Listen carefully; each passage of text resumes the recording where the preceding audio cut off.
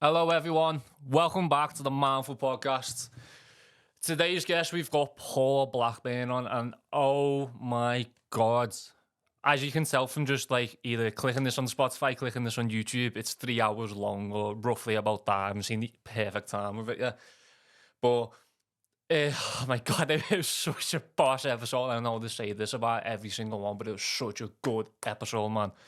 So, he speaks about his experience in Big Brother, and not about Big Brother itself and what it was like, but more of like the behind the scenes of and what they do and how they can betray people and how Paul was betrayed. And I can tell you that Paul is not that guy. Paul is definitely not that guy whatsoever. But then he also speaks about digging deep about mental health, and it's not exactly his own mental health, but like stories, family that he's come across, friends, their stories, and how it's impacted him, how it's impacted others, and what he does to be able to help people. And like, he just opens up about everything. And I said to him at the end, he is like what we Scousers believe that we should be. He's just an incredible lad. And I'm actually, like, I'm blowing smoke up him right now.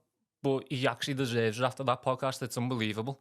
But I won't ramble on for too long, because obviously we're going to be rambling on for 3 hours now on a podcast. But please go and stay for as long as you can, because this is such a good one. And also as well, just a quick one before I do let you go, if you know you're not liking and subscribing to the channel, please do. Subscribe if you're watching this, follow us if you're on Spotify, and also drop a comment if you agree on anything, disagree on anything, like the video, share it, let's just start getting the messages out there more and more, because we're going to be ransacked for the next few weeks, and it's going to be unbelievable. So I'm going to shut up now. Please go and enjoy the episode, and I'll see you at the end. So what's your beard actually like then? I feel like this is now just not a podcast. This is me just asking you questions. We'll get around to the actual podcast soon. My beard, like, she's quiet. Like, proper, like, timid. Like, because I was seeing her for about 3-4 months before Big Brother, and I already knew I was going in Big Brother, so I was, like, a bit iffy about, like, I was seeing her because I liked her, like, proper liked her, and lad, I got diagnosed with a sex addiction, lad. Like, yeah, like, heavy. Like, I was bad, lad, especially during lockdown. I just passed my test just before lockdown, got a car, like, got a nice little make for myself, and then thought I was flying. Thought I was a baller, lad, and I weren't. And then, I was just messaging birds constantly, and obviously with the TikTok and that, obviously birds will follow me. I was messaging every bird under the sun. And, like, got to the point where I was sat with my mates in one of my mates' house with all the boys, and they were like, Paul, you've got a fucking issue, lads. And I was like, fuck off. Do you mean? And, like, I was laughing about it, lads, and then they were like, no, like, you can't meet a bird tonight, you see a bird every single night, and you can't see a bird tonight, and you're, like, sitting there getting down. And I was like, yeah, so, like, and they were like, Paul, you've got a fucking problem. And I was like, do you reckon it was like a coping mechanism kind of thing? Or? I don't know, lad. So when I spoke to the doctor, because it was me boys who fucking sat me down, said to me, that's why I did me mates, to be fair, because like, we've all been through shit, lads, so we all have each other's back. But I did laugh at them at first, lad, when they were like... You must have been bad though, because if he said, like, I know. Every night, I'd be like, yeah, he's right, lad, but you must have been... Yeah, lad, I was ponging, lad, lads, it was... It's the walking fucking STI or something. But it got to the point, lad, where I'd got a few birds prego on that as well, and like, it caused issues, and like, there was other things.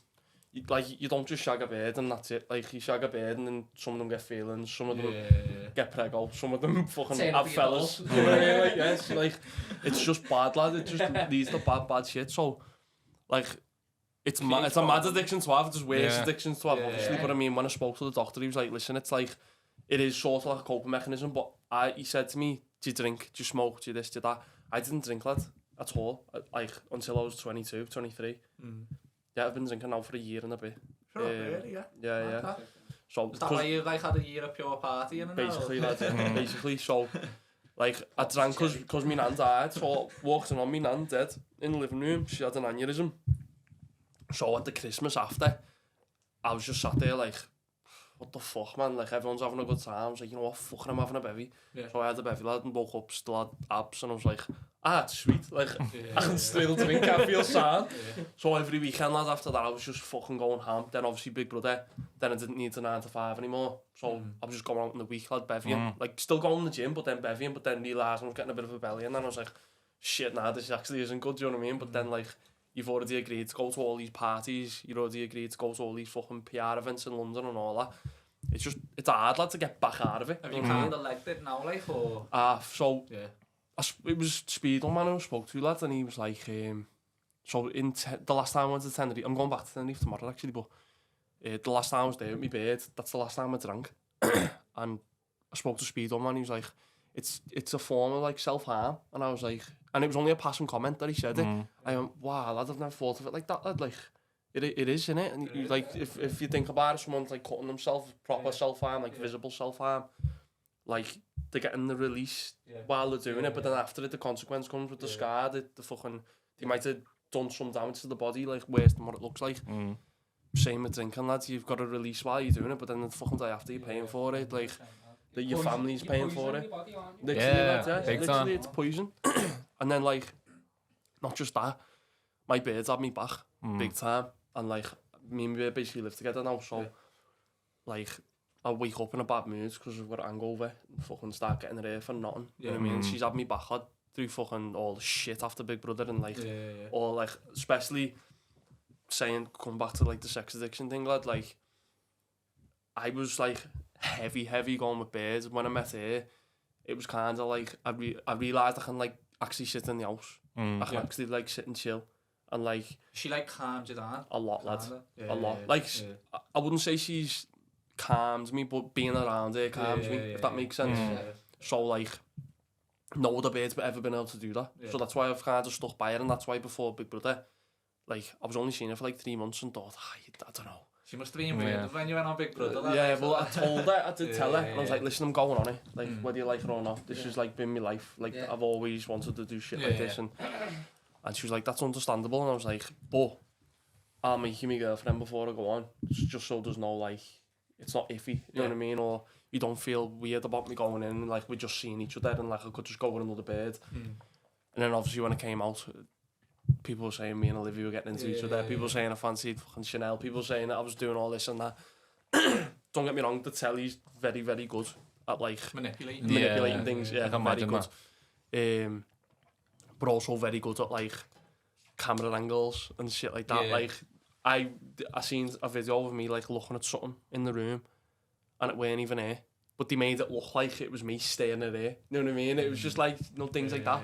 So obviously when I came up, my babe was a bit, like, upset over it all, but she was still there, and I, like, got back to my hotel room, lad, I was crying my eyes out for about a week straight because I thought everyone hated me. Sure, really? Yeah, lad, cause I came out to just, like, everyone booing me. I had middle fingers in my face, lad, and I was like, must have been scatty that, you know. Horrible, lad. Like, you know, coming from Liverpool, lad, being a scouser, someone says something to your face, lad, they're ready for a fight, lad.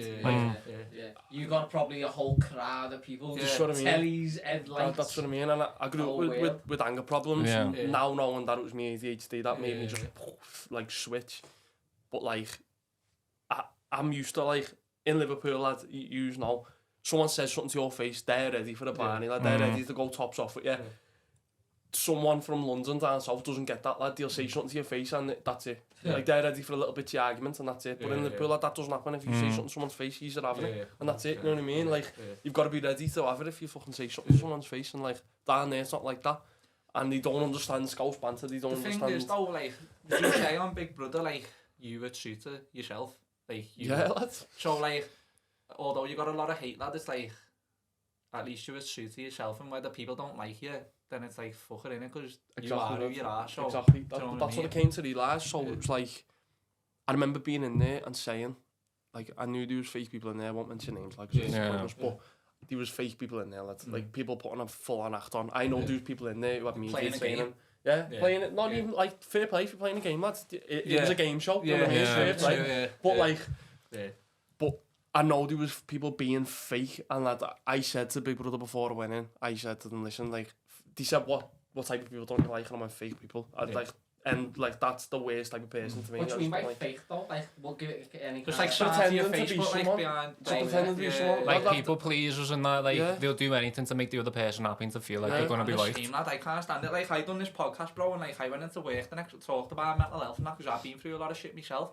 And then, lad, like, I've had pure, like, people ridiculing me and like pure like taking the piss out of it and I'm Really? like, That's what I mean. Yeah. This is I'm the like- thing, all that people love to hate, lad. Yeah, big That's time. one big lad. thing that Big you learn, time. lad. So mad, lad. I'm like, what the fuck? It's one Crazy. big thing that you Yeah. learn, lads, especially coming out It's of when the you're reality doing telly. well though, that's when you don't like it. If you were just normal and like weren't doing anything with your life, they'd be like shut. But as soon as you start doing something good, they're like, Yeah. Yeah, They just start Gary doing said, that. when Gary from What's Happened, when he done his podcast, that he was like, Liverpool is like one of them cities, they will Yeah. support you and support you and support you, then you reach a certain But point. they want you to do well, but they And want you to do not better better than than them. Yeah, and then that's they're what like, it yeah, is. no, we don't like them anymore, they Yeah. don't give them shit, and he's They've like, gone too why? far there, it's gone too big there. Yeah, or he's something like, that, It was like Yeah. it was like Paddy Pimblett, for example, like when he was in Cage Warriors, lad, like I used to go and train the next time when I was younger and that, and like used to see him coming up, lad, and I'd be like, fucking hell, he's sick, him, he's funny. As soon as he got to the UFC, lad, all scouts was like, wow, what's he doing going in the UFC? Yeah. Like, what do you mean? You've been fucking saying he's sick Yeah, like I know. fucking years, going the Echo to watch him, and now he's in the UFC. You fucking Why- calling him down. why is it like that? Do you reckon it's just like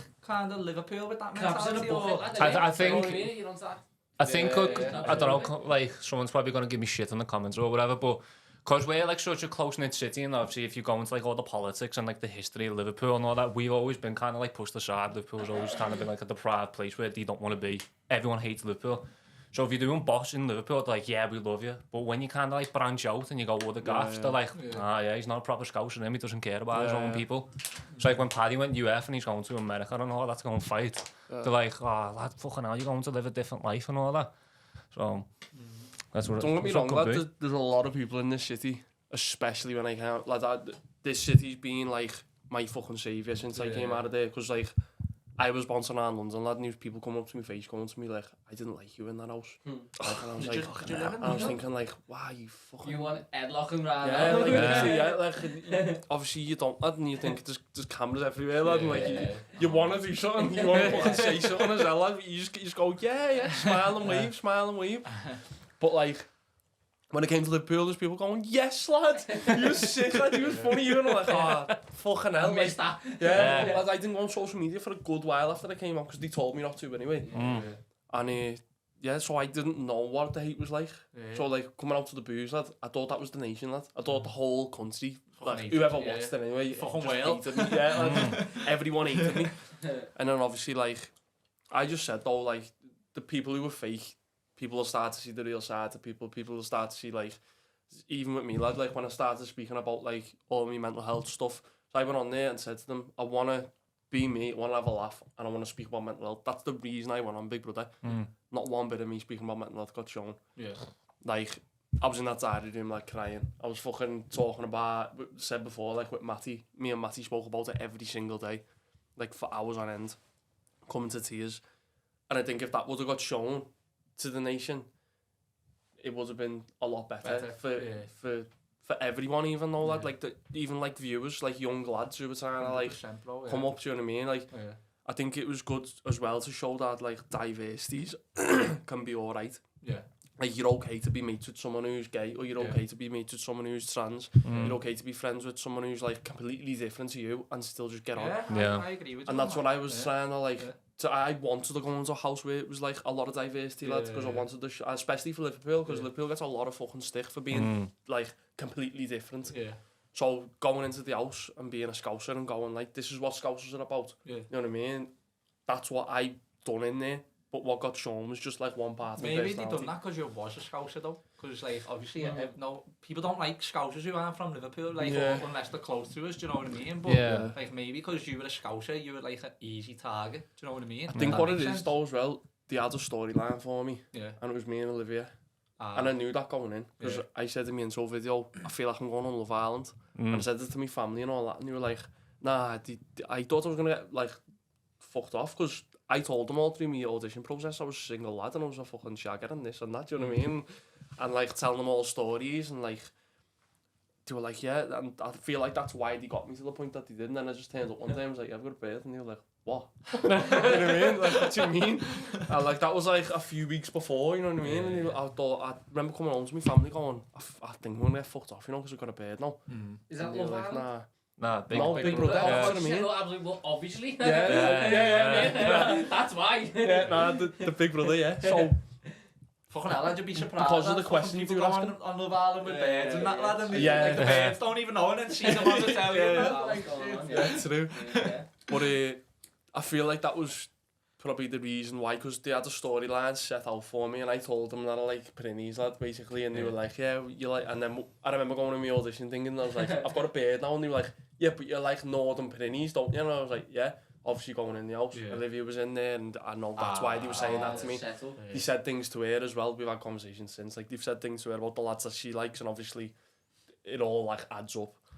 So, they had a storyline, but I fucked that storyline up, so it's easy to make someone like that a villain. You know what I mean? Did it get going on Big Brother or you I had a belt of time, like, it's made me not need a 9 to 5 anymore, like, it's took me out that life, it's like, it's helped me, like, be able to work on my own stuff now, do you know what I mean, and, like, do what I want to do, and, like, I can't regret it, lad. Have you got like a clothing brand, or do you model for a clothing brand?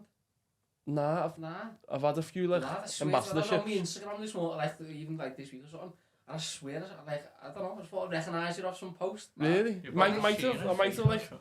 You know, like some Scouse clothing brand or something? You know, I have modelled for Scouse, a few Scouse brands, yeah. Oh, you might have just been using all the pictures. Yeah, probably, probably, I don't know. Should we call it time then on the pod? Yeah, go ahead. Nice one for coming on, lad. What's happening anyway? Yeah. Make sure you're bouncing between the buttons as well, like, that's been on the wide angle for ages. It's not, it's on it. Oh, is it? Yeah. Oh, it looks like it's... Sorry, lad. It just looks like it is from here. Yeah. But what you were saying, lad, when you came out of Big Brother, because I was trying to ask this question before, but he's kept putting in. Everyone was like proper like booing you and all that and giving you shit. Like, what was actually going through your head? Like, I know you said like you went back to the hotel and you cried and all that, but it was like, was there anything more to it? Yeah, lad, it was bad. So, like, before you're getting evicted, you get put on the couches for about 3 hours, 4 hours, and you can't leave the couch. They literally say to you, so between adverts and stuff, they say like, you can go to the toilet now, you've got like a minute. So everyone's like run to the bog. And that's if you need a shit. You just gotta have a shit, lad, in 2 minutes, lad, like fully though, like, and you gotta run back. Wiping your arse and that. Yeah, lad, making sure it's warm wipers, lad. And so you're running back, getting back in the couch. Yeah. In your eyes, and then Olivia's like, what's going on? And then, like, say he's like sitting in the wrong place by accident to like get back in your places that you were sat in, because like they don't want to talk, like he's moved basically the whole time, lad. So obviously while the normal program's getting aired before they do the evictions, they go like into like a little clip of you sat there. So like you've got to sit there for hours like that, just so they can show like a 2-second clip of you all sat on the couch.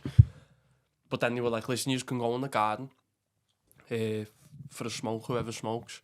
I've never smoked, lad, never vaped or nothing, but like when I've had a bevy, I've had like a little fucking shisha or a cigar or something with my mates. Cigar? Yeah. Cigar outside the McCoolies. It's a story, like, I went to Cuba years ago, lad, and got like a few cases of proper Cuban cigars, the belters. Yes, Pablo. I know, yeah. So, lad, now and again, we just whipped them out, lads. I know, yeah, so I'll sat like that. A little glass of whiskey in the garden. Apple corners, fucking Cuban cigars. But yeah, that's all. Obviously, I had a bevy in there one night, and Tom went in the cupboard, and obviously everyone knows I was close to Tom in there, so he went in the smoking cupboard for a vape, and I was like, oh, lad, can I have a go with your vape? Sounds cringy as fuck, like, but I want a bit of the hero start, I've had a bevy. And he's like, go ahead, yeah, so I went in, lad, proper whiffing his vape like that, proper power whiffing it, threw it back in the cupboard. But then I was doing it every night, lad, and like, it was getting to a point where it was like, in the morning, like, can I have a go with your vape? He was like, just get me on this. I know, yeah. Just get me up. And then, obviously, like, by the time it was the eviction night, they were like, go to the club, and I was like, lad, I'm stressed here, mate, because obviously I was up. And I was like, can I have a go with your vape? And he was like, go ahead, lad. So I went in and I was vaping, and I heard the crowd outside, which you're not supposed to hear, because on the inside they play through the speakers, like fake cheers, like on repeat, like on loop, like constant, and it's loud, so you can't hear nothing from outside. Because like they're literally on the other side of a wall. It's only a studio, do you know what I mean? It's not like, it's metal walls. So then, where I went in the smoking cupboard, I didn't realise the speakers are here, and the smoking cupboard's here, and the crowd's literally on the other side of that wall. So I could hear everything, and I could hear the compere going, what do you think about such and such? And they went, way. What do you think about such and such? Way. Then they went, what do you think about Dylan? And he went, oh, and it was like, iffy. And he went, what do you think about Paul? And I remember like nodding, like, yes, this is going to be sick. I'm at the ground, just shook lads and booze, and I was like, oh my God. I was like, what have I done? I was like, what the fuck? So I opened the cupboard, threw Tommy vaping, walked out the smoking cupboard, and everyone stood there, and he was going, and obviously they all heard it as well. So you're not usually allowed out, but for some reason they let us out when we heard it. So everyone was like, what the fuck? Why are you getting booed? And then we all sat down. Buch a Delta. Yeah, fully. That's what I was thinking. So I thought to myself, I'm not even messing with it. I was thinking to myself, if I don't go tonight, I might just go out the back door, mate. I thought, that's honestly. So like, it's the fire alarm, man. so I sat there with this cushion fucking on my chest, like, not even messing, like, with me face into it. Plugging a vape. Yeah, man. Like, I've been sat there, like, going on to fights. I've been sat there, like, waiting for me names to be called to go into a ring, lad, and fucking full-on fight people, lad, and fucking put my health on the line, you know what I mean? Like, fully. Being there, lad, waiting for my name to be called, because I knew I was going, lad, by the booze, I knew I was going. Lad, that was the worst situation I've ever been in. Like, it's ever. funny you say that, like, you've been in fights and that, but that was, like, that was probably worse. more hard, like, more, like... Yeah, it was like, more because it was like a personal thing, like, yeah, you know what I mean? what Like, you're saying, I'm not asked, someone sees me get sparked, I've been sparked, end off, Yeah. like...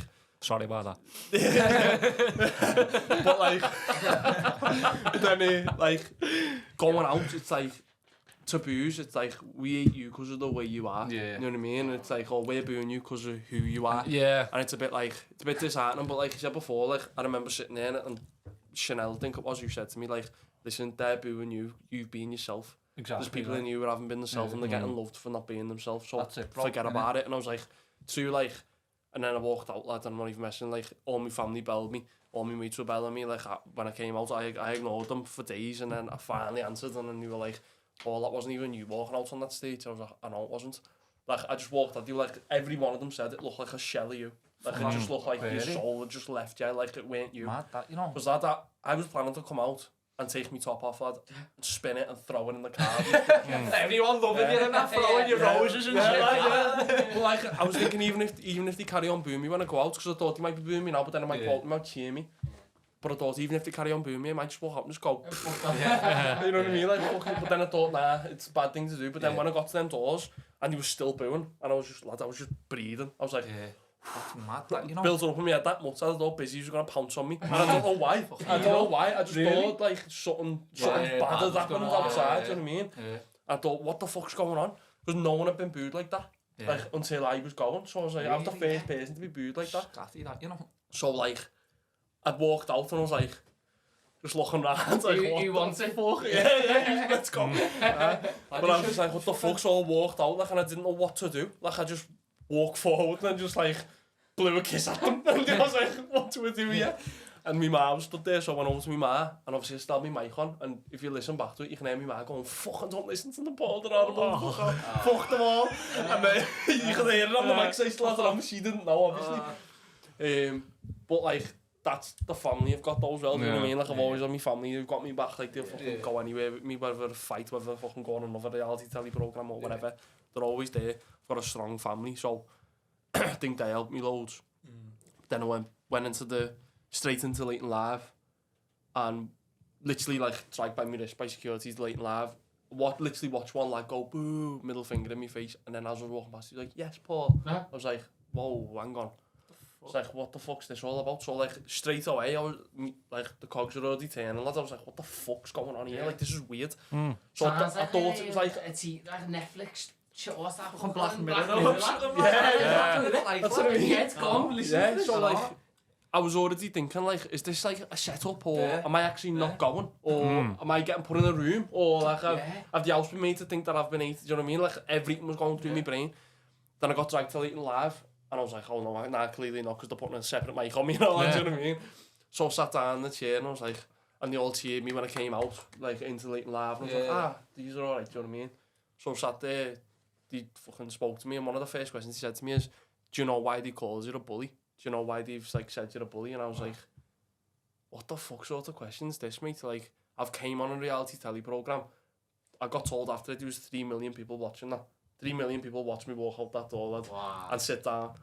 and get questioned about being a bully when I know 100 fucking billion% that that's something that I'm not, lad. Like, even in school, lad, I used to fucking go and batter bullies, like, do you know what I mean? Like, because they were fucking, I don't like them, lad. I don't like them, I've never liked them, because... It's just hate, lad. It's like, like people jump on hate. Someone's being hated, loads of people jump on it. It's easy to jump on the bandwagon, it's like the popular thing to do, like, hate someone, lad. It's weird, lad. So then, after that, though, I got dragged again by my wrists straight from that to the PR meeting. And I was there for hours on end, lad. They had a stack of people like this. Like, questions? No, they were like, this is what's been shared about you. Oh. Yeah, so I was like, what the fuck? And they were like, Paul, I'm not gonna lie, you've had a bit of a journey. And there was loads of, like, women from the production team sat with me, and I was like, yeah, I can tell. And they were like, I was like, I don't know what the fuck to say. Like detention or something. Yeah, I was like, I don't know what to do. And they were all like giggling. And they were like, so here's what's been shared. I don't really know whether you want me to share it around the room. I was like, they were like, your OnlyFans? And I went, oh, it's been fucking shared all over Twitter, obviously, and so you might as well. And they were showing me everything that had been shared. I was like, yeah, makes sense. And they were like, wow, like, they were like, Paul, we're not gonna lie to you. A lot of the press has been very good, but a lot of the press has been very bad. It's like really 50-50, but it's like extreme 50-50. It's like some people really hate you, some people really like you. So I was like, that's where it's always been. Like, if I go on nights out, like, a lad either fucking hates me just by looking at me, or he's like, yes, lad, you know what I mean? Like, there's no in between, lad. So, like, yeah, makes a bit of sense. I'm used to that. Yeah. But then, like, so sounds like fucking character building shit, lad. It's mad. People don't realise, like, it's just reality telly, lad. But when you're living it, you think it's everything. You know what I mean? Like, that's everything to you, lad. Like, that's my life. Like, obviously, you don't think it's spotlight syndrome as well. Like I think, like, I've been on a reality telly program. It's massive to me. Yeah. So everyone else, no one gives a fuck. They've only watched the telly program for a few weeks. They watched me for 5 minutes and went, prick, and that's it, lad. And they've carried on with their life. But to me, lads, I'm thinking everyone hates me. So it is pure spotlight syndrome. It's like everyone gives a fuck about me, and like no one's looking in. Do you reckon that's like ego, or? Because I know for me, like, I get that sometimes. Like, if one person says something in work or something, I'm like, fucking hell, they're thinking about me all the time. And they're probably not even. I don't think it's an ego thing, lads. I think it is just spotlight syndrome. Like, it is literally people are looking within, lad. Everyone's looking within. Yeah, true. So if I say to you, no, you're a prick, all day you'll probably think, shit, he thinks I'm a prick. He thinks I'm a prick. He's a bit of a prick. But in reality, lad, I've said it now. And I'll get off and I'll go and have a scram with my bird and forget about it and not give a shit. But in your head, lad, you're thinking he thinks I'm a prick. He's thinking I'm a prick. No one really gives a shit, lad. It's like going in the gym. People always say, like, about going in the gym, like, oh, people dead insecure. People look at me, they're more insecure than you. The people who've been going there for years are more insecure than you because they're fucking worried about if one bicep's bigger than the other. You know what I mean? Like, everyone's insecure. So everyone is, though. Everyone's got an insecurity. I just want to say something like, you're not even that important. You're not. You're not. That's not on what personal or anything. No, it's true. No, there is, though. You're not that important, you know what I mean? So why be people be thinking about it? But lad, going back to, if you don't mind me asking, I'm dying to ask you. I don't watch Big Brother or like I'm not even on Twitter or not like that, me bro. I'm not on anything like that. Like, why did you get that? Like, called that bully? Do you know what I mean? Why did you get that?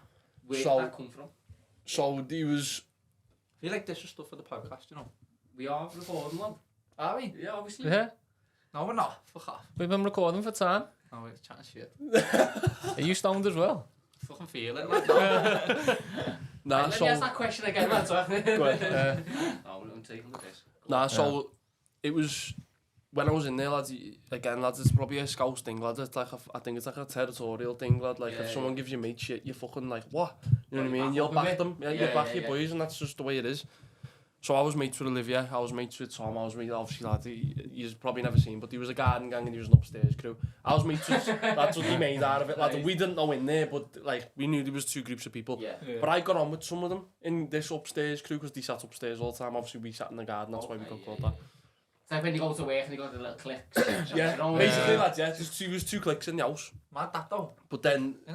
I know it is though, like, because like, you're in it together. Do you know what I mean? Not a group of mates, how many but the thing is, it's like, it's a Big Brother, lad. It's like going on Love Island and like, I don't know, like, not like, yeah, we have a group of mates at your group over there. Yeah, but it was based on like, it was more like, just people who were like you more, lad. So like if we all went in Big Brother, we'd probably be mates up. But then if like we went in and then we went in with fucking a lot of people from Germany and couldn't understand the language, I'm not exactly gonna sit with them. That's why it happens. That's like they're just like different people. So this upstairs crew, like for example, Jordan, Matty, Henry, people like that were in that group. I was mates with them. I spoke to them all the time. I spoke to Nochi even. I spoke to her all the time. I was training her every morning. Like so I was training myself every morning with what I had. I had fucking tables and chairs to fucking train with. Like, no gym, like it was fucking shit. But like, we were all mates. But the way they televised it, the way they produced it, made it look worse than what it was. So they made it look like we literally didn't speak to each other. Like there was literally 2 halves to the house, and we fucking despised each other. That's how they made it look. Because the only airplay bits where we weren't sat together, but they didn't hear like us getting up in the morning, making each other a cup of coffee. Didn't hear us like having our breakfast, dinner, tea together. You know what I mean? Like they just didn't hear all that bit. So it looked so intense, but it just weren't. So then Olivia was like probably one of my closest mates in there with Tom, and Nochi had nominated her or something like that on like this Halloween task. I was dressed as a devil and everything. I was fucking mad, but she had nominated Olivia, and I was like, "You share a bed with her?" I was like, "Are you mad?" She said, "Yeah, but I didn't nominate her. It was the other girl she went in with." And I was like, "Yeah, but you still could have said to her, no, don't nominate her. That's me mate. She's nominated and you just allowed that to happen." I was like, "Nah, that's not on. That's just not on." She was like, "Oh, whatever." And I was like, "Nah," like, but I was sticking up for Olivia, do you know what I mean? I was like, "Nah, what are you doing? Like, that's meant to be your mate. You share a bed with her." And then they didn't speak for a few days, but then she just completely ignored me for days. Like, I mean, like, I tried to, like, speak to her and have a conversation with her. Was that Nochi you? Yeah. So, like, I tried to have conversations with her, like, just, like, break the ice a bit again, do you know what I mean? Like, listen, it's not that fucking deep, it's a telly programme. Like, I'm not that ass, do you know what I mean? I'm just sticking up for me mate. But she wasn't having none of it, and I was like, you know what, fair play, lads, if she doesn't like me, whatever, do you know what I mean? So I just left it. And then one night I was winding Jenkin up, so they had a party downstairs, and we got put upstairs. So me, Olivia, Matty, Henry, Jordan, we were put upstairs. We weren't part of the party. We just had to sit and look and watch them. But they gave us gin and tonic, and I was like, "Listen, I'm not drinking gin and tonic. You just come fuck off. Like it's scum. Like I'm not drinking it, you know what I mean?" And I was like, "Even gin and lemonade, let's drink that over gin and tonic." You know what I mean? And then so I went to the diary room and I was like, "Listen, I'm not drinking that." They were like, "Okay, Paul, so what are you gonna do tonight?" I went, "Don't know." They were like, "Are you gonna cause any mischief?" I was like, "Yeah, probably. Like, that's what I normally do." And they were like, "What have you done already?" Or like, "What are you planning to do?" I was like, "I've already clean filmed the toilet." Like, and they were like, "Okay, keep us updated." They were like, "We like the sound of this." So they don't tell you to do things, but they goad you. Like, they goad you to do more. Goad you to do things, but they don't, like, say go and cause mischief, but they're like, "We like that." You know what I mean? It's like little hints, innit? Yeah. So Just content, innit? Yeah. So in my head, lad, I was like, sad. So I went upstairs. Did you do pranks on that? Nah, lad, literally, when even like not mad, I literally got cling film, throwing cling film balls down at them while they were having a party. And obviously cling film balls fucking swat you in the face, that don't think you feel. Oh yeah, do you? Literally fuck. Oh, that's So lad, I was throwing one, they were all starting getting pissed off, and I was laughing, obviously. Yeah, doing more. Yeah, like, just winding them up, lads. Yeah, there's a fucking kettlebell. So lad, Let's take it off the balcony. So lad, the cling film balls, lad, they don't hurt, you know what I mean? They just literally tapping people, lad.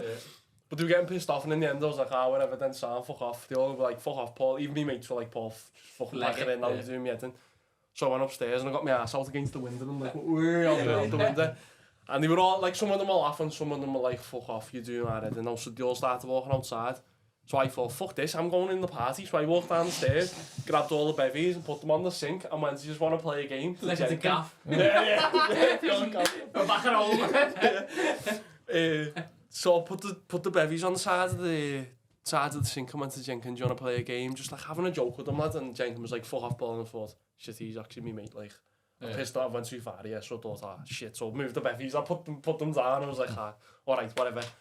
So I went to walk back upstairs, and then obviously the bird who'd been blanking me for fucking like a week straight was staring at me. And I mean, she hadn't even looked at me for a week, and she was staring at me, lad, like, as if to say, like, you mate, you know what I mean? Like, smirking at me, whatever, like. So I just went, what are you looking at? And she went, whatever, said whatever she said. So I went upstairs and I was like, whoa, fucking saying something shit back, like, oh, shut up, you fucking know, whatever I said. You know what I mean?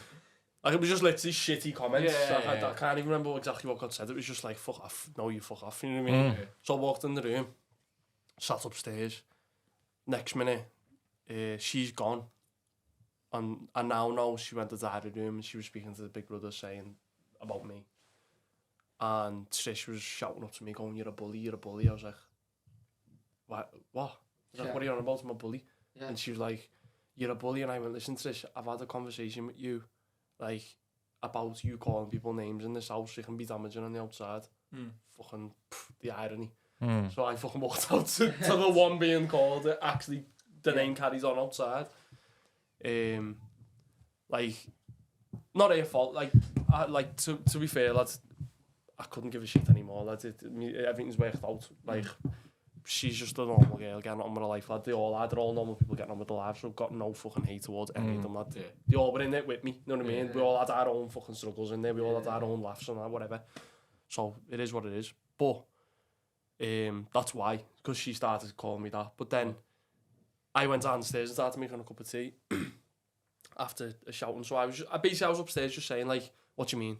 Like, elaborate, fucking explain what you mean, because I don't know what you're going on about. Like, how am I? Like, what have I done to be a bully? Like, I know, like, wind people up for the last 15 minutes, but that's not being a bully. You know what I mean? I was just winding people up. So I walked downstairs, started making a cuppa, and I was like, saying I want a cuppa. By this point, Big Brother's cut the live stream off and released a statement saying Paul's being removed from the house. Shut up. Yeah. And you were there making a brew? I was making a brew, lad, like, fully. Paul's been removed from the house, he's been dragged to the bedroom or whatever by security, this, that and that, lad. I was still making a brew right next to Trish. We weren't even saying nothing to each other, lad. Like, it was over by that point, lad. You know when you have like a little argument with your bird, and then you're just like, fuck off, and you just stand there and look at each other and it's just like, oh, whatever. That was what it was like, lad. It was just like, it had been and gone. Then you were like, Paul, get to the bedroom. I was like, can I just make a cup of tea? And you were like, no, get to the bedroom. I was like, fuck's sake. Threw the cup on the sink and was like, fuck this. Then so I went to the bedroom, just sat there with everyone. Jordan and Henry and that were like, oh, it was out of order, shouldn't have called you a name there. I was like, I know, yeah, but I shouldn't have been winding them up, you know what I mean? Whatever, it is what it is. Thought nothing of it, lad. Just thought... Squashed. Yeah.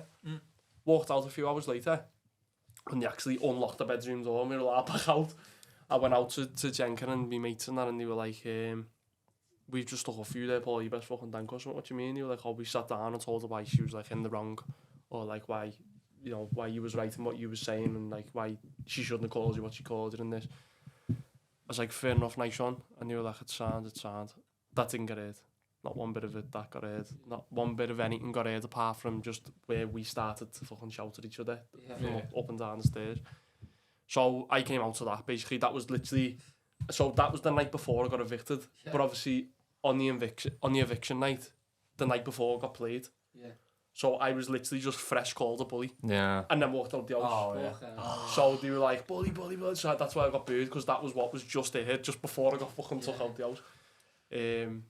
So yeah, but obviously people get to know. I didn't take that to heart too much, the bully fucking comment. It was more like when I was getting called like proper derogatory terms, like proper bad ones that just aren't true, and like people have made things up, and like in the like, apparently I've got a fucking 14-year-old kid. Someone had tweeted like people just make lies up, like, oh, he's done this, he's said this, he's done that, he's done this. One of them was finally someone's found Paul Blackburn, he can start paying his kid child support. What the fuck? Pretending that I'd had the kid with that. Lad, I would have had the kid at 10. I would have had the kid at, lad, I'm 24. I would have had the kid at 10. Like, people jumped on it like, oh my god, he's got a kid, he isn't paying child. Like, are you fucking mad? Like, seriously. Fuck, like, but people love to hate lads, and people love to jump on things. It's like the assassinating, like, your character, lad, innit? That's what they're trying to do, like, just make the shit up and that. Literally. So then I came out, my agent said to me, listen, Paul, you don't need to comment on things now. You've said what you've said to the press. I had the press day. I literally went around London for like fucking 12 hours straight, speaking to different newspapers, to like BuzzFeed, this, that, like, and the Daily Mail, all mad ones. And they were like, you don't need to explain yourself anymore. And I was like, I know what you're saying, but nah. Like, I went on there to speak about mental health, and I wanted to like up men, and I wanted to like be like, listen, like, men can be men, and like men can cry, men can be fucking free and like feel how they want to feel, and you know, and men can go through shit as well. That was basically what, but also we can also be friends with people who aren't like us. You know what I mean? That was like what I went on there to push, and it didn't get pushed. So I thought, nah, fuck it, that I'm gonna carry on being me. I'm gonna carry on being myself. Then my agent, like, I think, didn't really like me. They didn't really get work for me as much and all that. So I was like, you know what, sound, whatever, cut ties. Like, no, bad blood, grudges, no bad blood. Yeah, still like my stuff on Instagram, still like theirs. You know what I mean? Like, it is what it is. But I just want to do my own thing now. Like, I want to carry on with what I want to do. Like, so that's what I'm doing. But yeah, so I carried on speaking on podcasts. Like now, like doing my own thing. I made a video on TikTok, saying about like why I went on Big Brother, you know, how it's affected me, what I've been through since coming out, what I was like before going in. Because lad, I'm a mad bastard, I won't lie, like I've got a mad fucking life, I'm crazy. I feel like I'm one crazy cunt in the head, trying to be like tame. I can tell a bit. Do you know what I mean? Can you? Like, but I don't mean like in a bad way, I'm just always doing things. I think it is just the ADHD, do you know what I mean? I'm just always wanting to do mad shit, like, always wanting to be like fucking the loud one, always wanting to be, but not like intentionally, just like subconsciously. I'm always like that. I'm always like the loud one in the room. I'm always the one like going up to people, going, what's happening? And when we're on nights out, I'm always one going missing for hours and then come back. Do you know what I mean? Like, I'm just that mate. Yeah. But yeah, I shared that on TikTok. Told people like what I was like and what the way it's like affected me after, and like it's made me want to sit indoors and not even face the fucking public anymore. You know what I mean? At that point, now I'm okay. I was gonna say that to you though. Did you like lose like a bit of like confidence in yourself? Yeah, like, you didn't really want to fucking go out and see like, people and like. So I've never had anxiety ever. I've always been the complete opposite. Like I've always had like weird, horrible confidence. To the point where it's like a bit scary, lad. So like, That's one way to put it. Yeah. So like, fucking, like, and all the lads are like, no, Paul's going on again. Do you know what I mean? Like whenever I'd like, even like speaking to birds, I think that's how I got diagnosed with a sex addiction. Do you know what I mean? Because I just weren't asked. I was just like, fuck it. But yeah, it affected me, lad, and I feel like I got that anxious, like very fucking anxious, and I've never been like that. So that the fact I got anxious made me worse anyway, because it was starting to make me feel down. The fact that I was anxious. And I was overthinking being anxious. So I was getting anxious over being anxious, and it was like, it was making it worse. It was that's what anxiety is, though. Like, you're thinking about like the symptoms and your feelings, and it makes it fucking worse. Like, do you know what I mean? I've never been anxious, lad. I've never had anxiety. I've never, so that's what I mean. So it was like, I went from this extreme, like, I'm the boy, I'm going on a fucking reality telly program, like, to literally like, nah, fucking sit down, you dickhead, do you know what I mean? And like, I was like, wow.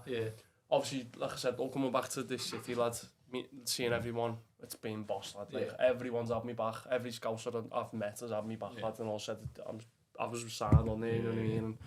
And then I've went back to London since, and people have been like, I've got you on social media, like, I'm actually sorry, because I thought you was someone else that you're not. And I'm like, oh my god, like, that's the thing. That's refreshing, man. You know what I mean? Like, it's nice. People like to judge before they even know you. Exactly. It's like, it's easy to judge people though, isn't it? So say for instance, like one of us walk into a cafe or whatever, they go, don't like the look of him, he's a dickhead. And then usually ends up best mates with that cunt as well. Usually that's the case. So if, say for instance, like you stayed in London for like a long time after it, whatever, like you lived there or something, what do you reckon like your life would be like now? So obviously coming back to Liverpool has been like the big thing for you, hasn't it? But you stayed down there. I don't know, so I've went back loads now. I'm going back the start of next month as well. Like I'm always there now.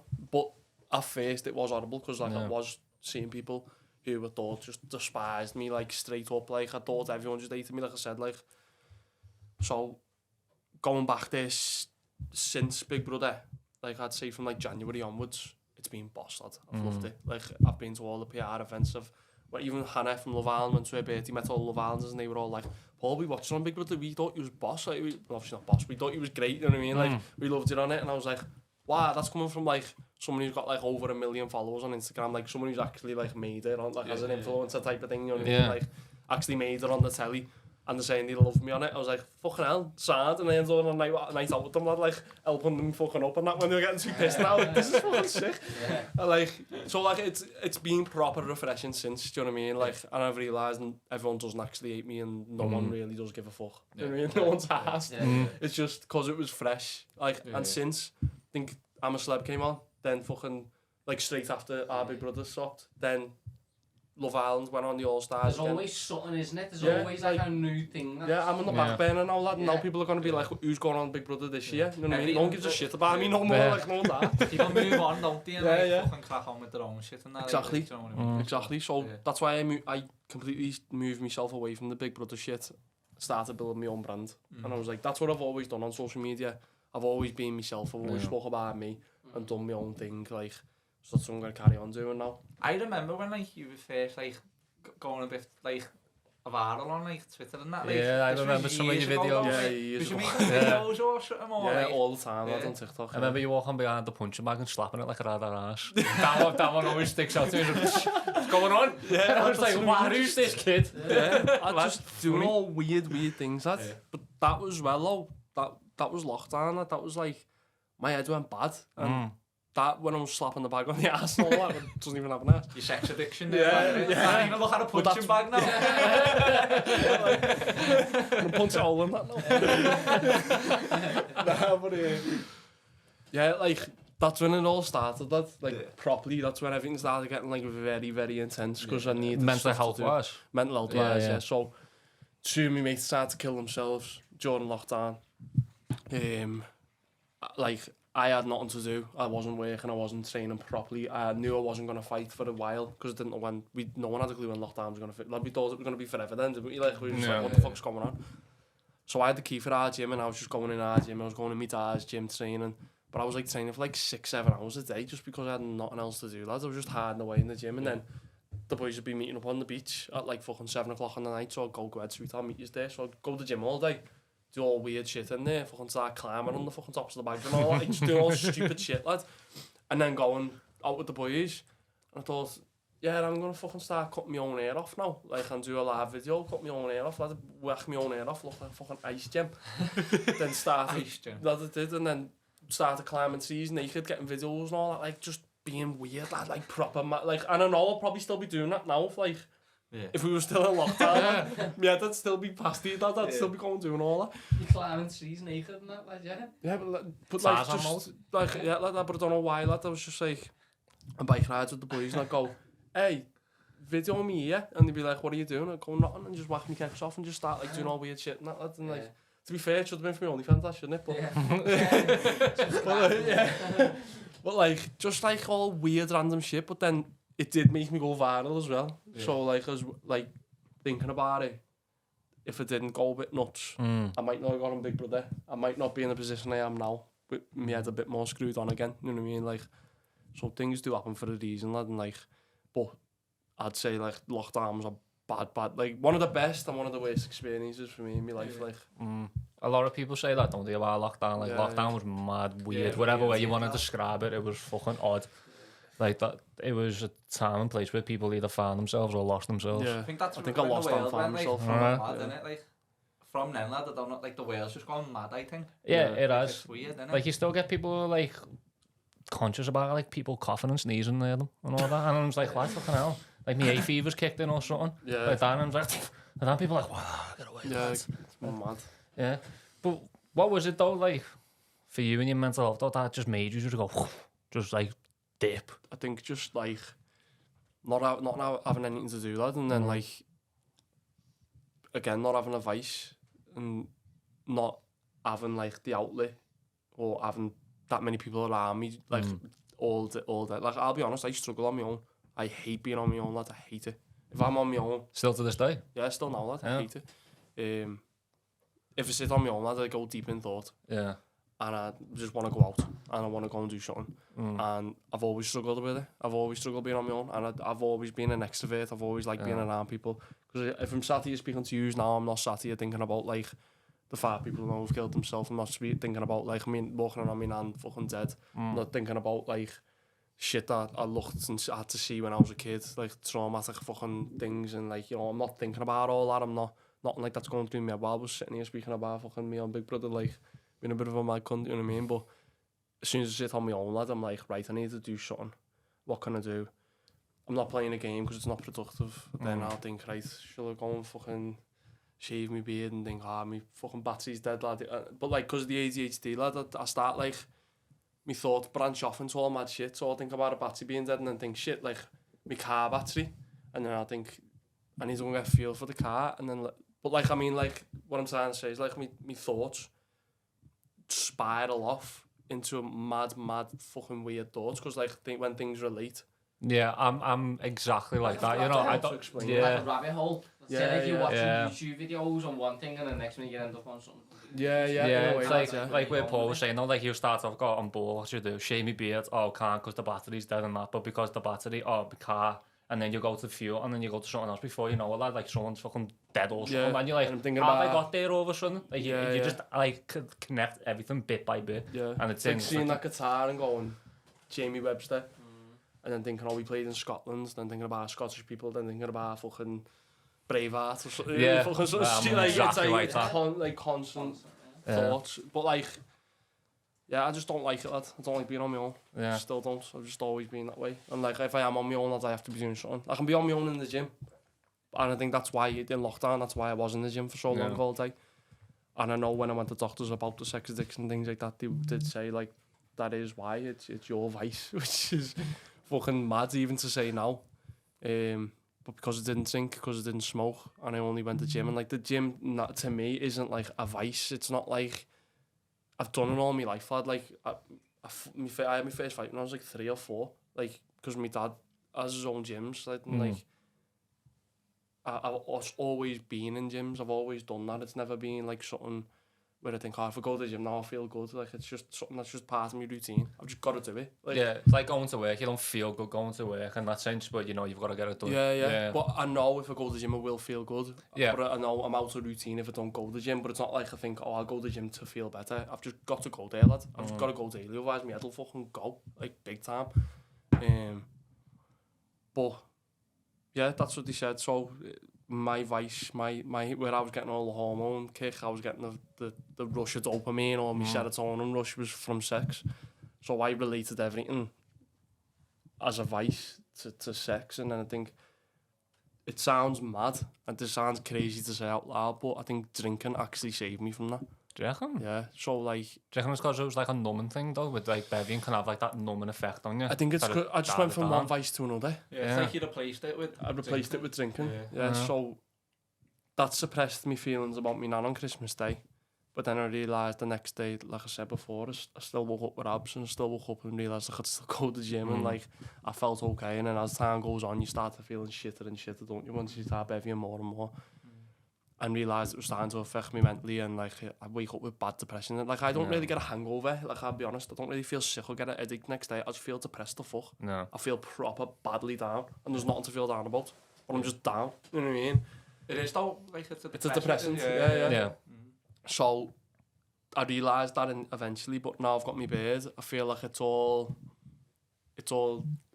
worked out. You know what I mean? I think everything, even all the trauma, lad, like shit that I seen with me, like when I was a kid, you know, I won't talk about my mum and dad, it's their business, lad, but like I seen and heard things that I shouldn't have had to. Even like away from that, lad, I grew up around where I grew up, lad, and it's fucking heavy. You know what I mean? And like I know about kids, mums and dads just selling stuff or like crops in the house or fucking, you know, they were killing themselves, and like we knew about that from primary school, lad, and it was like people were smoking in my primary school, lad, like, you know what I mean? Like, you live around Bootle, lad, it's rough, lad, you know what I mean? Like, you get to know this stuff very early when you're a kid, and then as you grow up, you're like, fucking hell.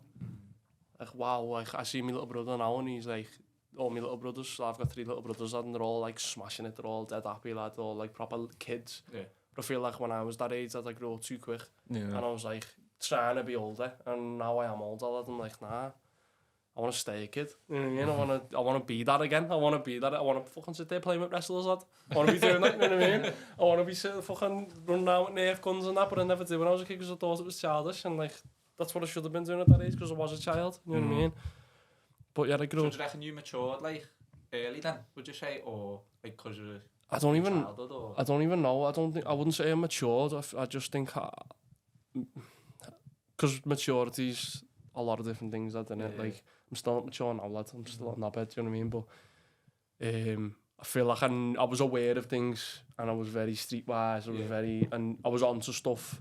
I was onto people. I was very socially aware. I was very self-aware. I knew when things were about to kick off. I knew when where it was supposed to be and where it wasn't supposed to be at certain points, like, if that makes any sense. So yeah, I was very aware of a lot of things that I shouldn't have been aware of, basically, as a kid, that only adults should really be aware of, or older people, you know what I mean? But yeah, I wouldn't say I'm matured, because I was still a kid, you know what I mean? But yeah, that's just down to trauma, lad. It just is what it is. And then as I got to a teenage lad, I was in school, like, I'll be honest, lad, I was a little swat. I was a proper little swat, but it's mad, because in primary school, I was alright. I was quite a nice kid, because all the kids who went to school were like madder than me. So, like, they all were smoking bifters and that, and I weren't, you know what I mean? They all were like fucking threatening the teacher and that, I weren't.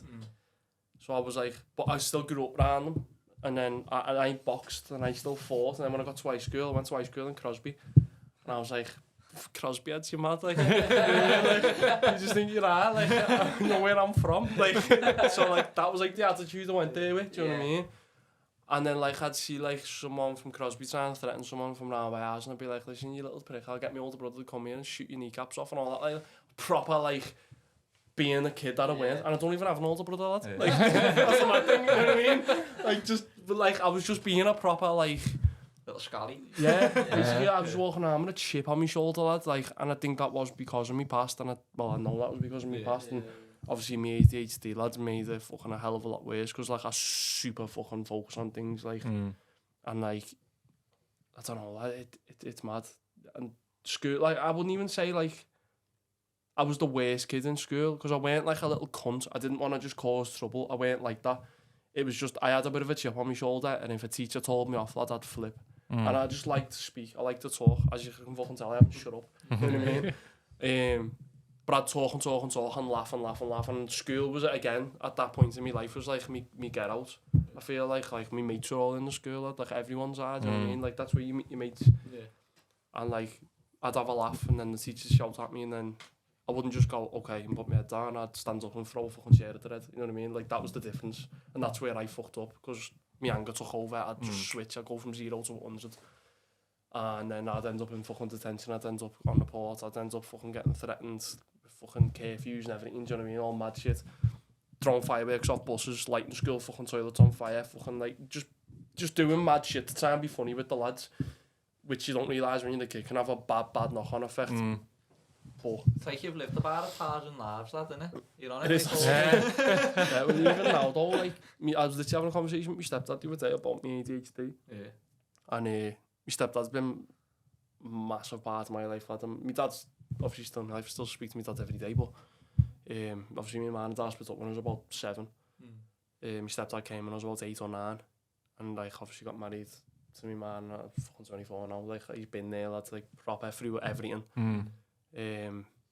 But yeah, I was speaking to him about it, and he was like, I feel like your ADHD's got worse over the years. I feel like it's worse now than it ever was. And I was like, why? And he said, well, I don't mean like with the anger. He said, obviously the anger and stuff. Obviously, I think the anger took over when I was a kid, because it was hormones as well. Like, I was going through puberty, lads. Like, your anger does take over a lot more, whether you have ADHD or not, lads. Yeah, everyone's a bit like, wow. The fact that I had ADHD made me switch a lot quicker, you know what I mean? But yeah, he said he feels like now I switch from thing to thing constantly. Like, I've just said to you, like, how many things have I just said to you I'm doing in the next week, or the past week, or like the past few months? Is that what, like, ADHD kind of is? Like, you're just constantly, like, you can't... Is it like you can't focus on one thing properly? You can either can't focus. Obviously, you'll know more than me, but I work on the autistic show, which a lot of kids have got it. But it's like hyper focus. So Paul could go to the gym and just be focused for hours and hours and hours. But he could go do something else that he probably enjoys, but he just can't seem to just focus on it at all.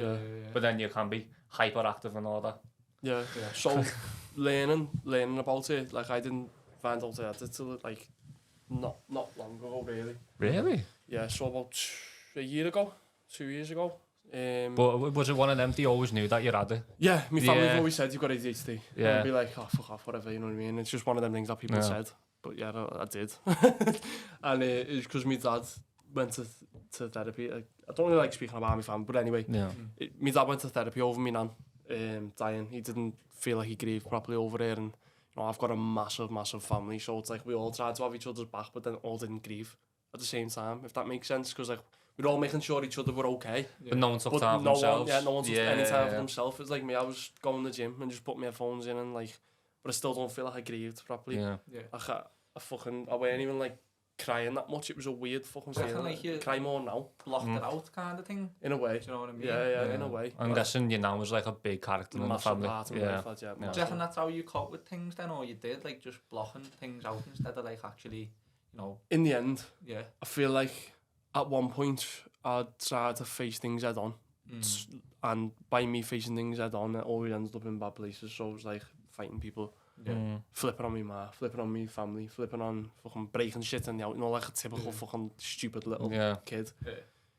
But obviously as I've grown up, I realised that's not the right way to go about things, you know what I mean? You get more out of things if you sit down and have a conversation with someone. Do you reckon sorry to interrupt that, but do you reckon if you didn't do boxing from a younger age, obviously like when people see like someone that's a fighter or whatever, they might think, oh, they're a hothead or whatever, they just want to scrap all the time. But do you reckon because you had that skill and that output and like for years and years, that probably emphasised it more as well?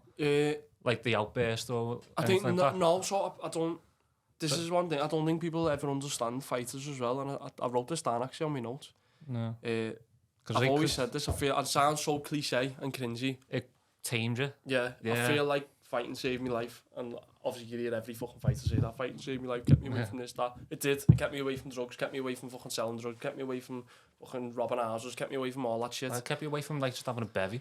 Well, yeah, Like, it kept me away from even little things like that. Yeah, exactly. So, but I also had a family of fighters who were always watching me, like telling me, nah, you don't do that, or like you don't do this, you don't do that, otherwise this will happen, that'll happen.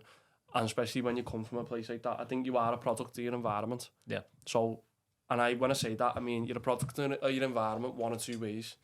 I think you'd either become like everyone else or you don't want to be like everyone else. So that's the product of your environment, and I think I didn't want to be like everyone else. I didn't want to be the same as them. I didn't want to end up selling drugs.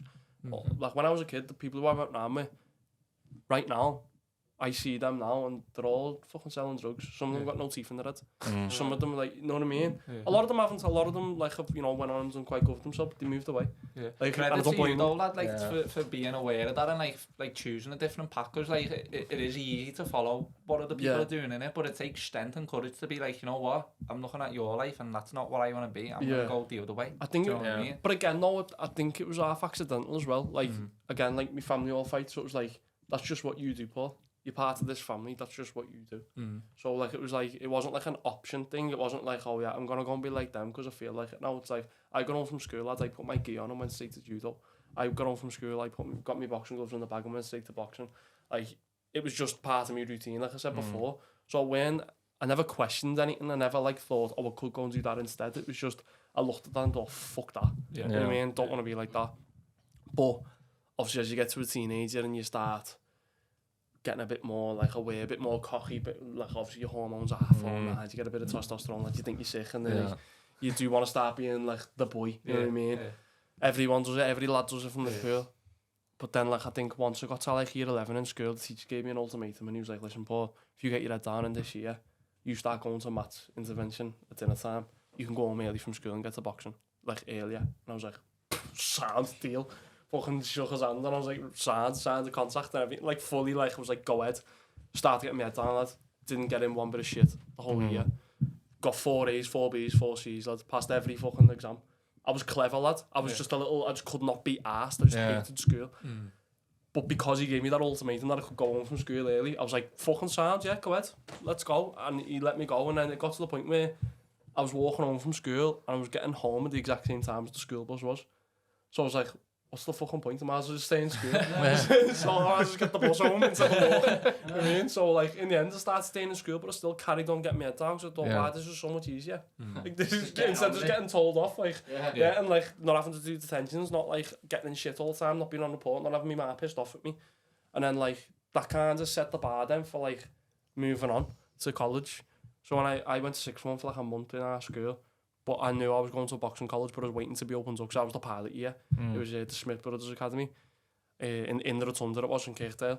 So I ended up going there, and then I applied for a night college as well with England Boxing, and I ended up going there as well. So I was in 2 colleges. I was training twice a day with the colleges and training in my boxing gym. So all my focus was on that. I lost all my mates, and that was another thing that I moved on to. So then I had no mates then.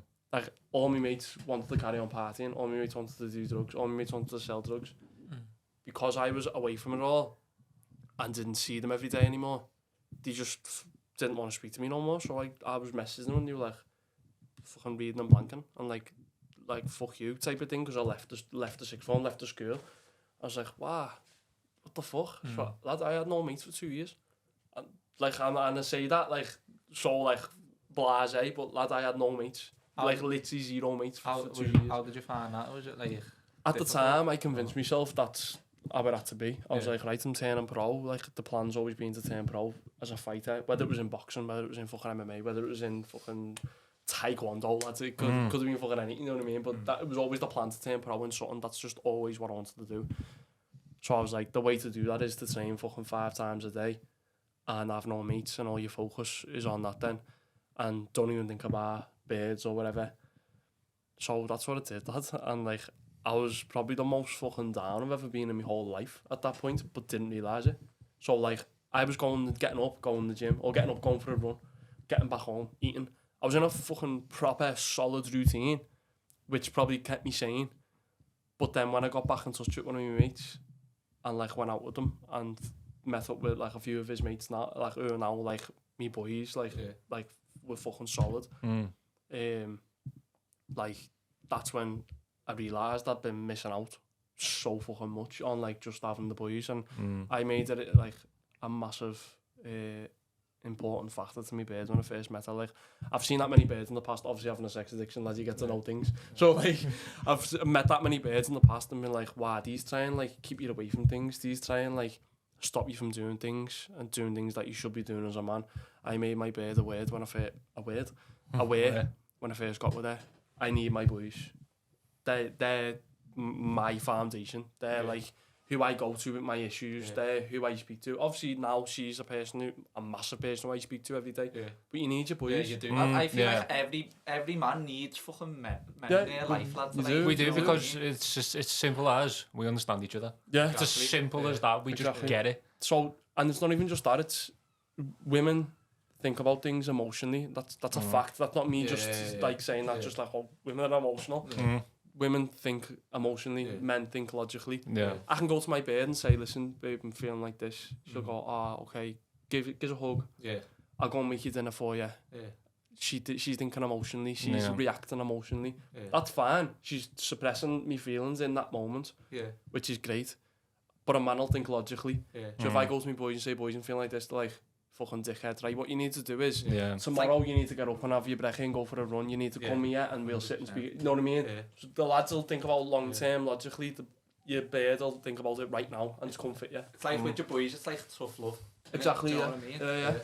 Yeah. I think it's so.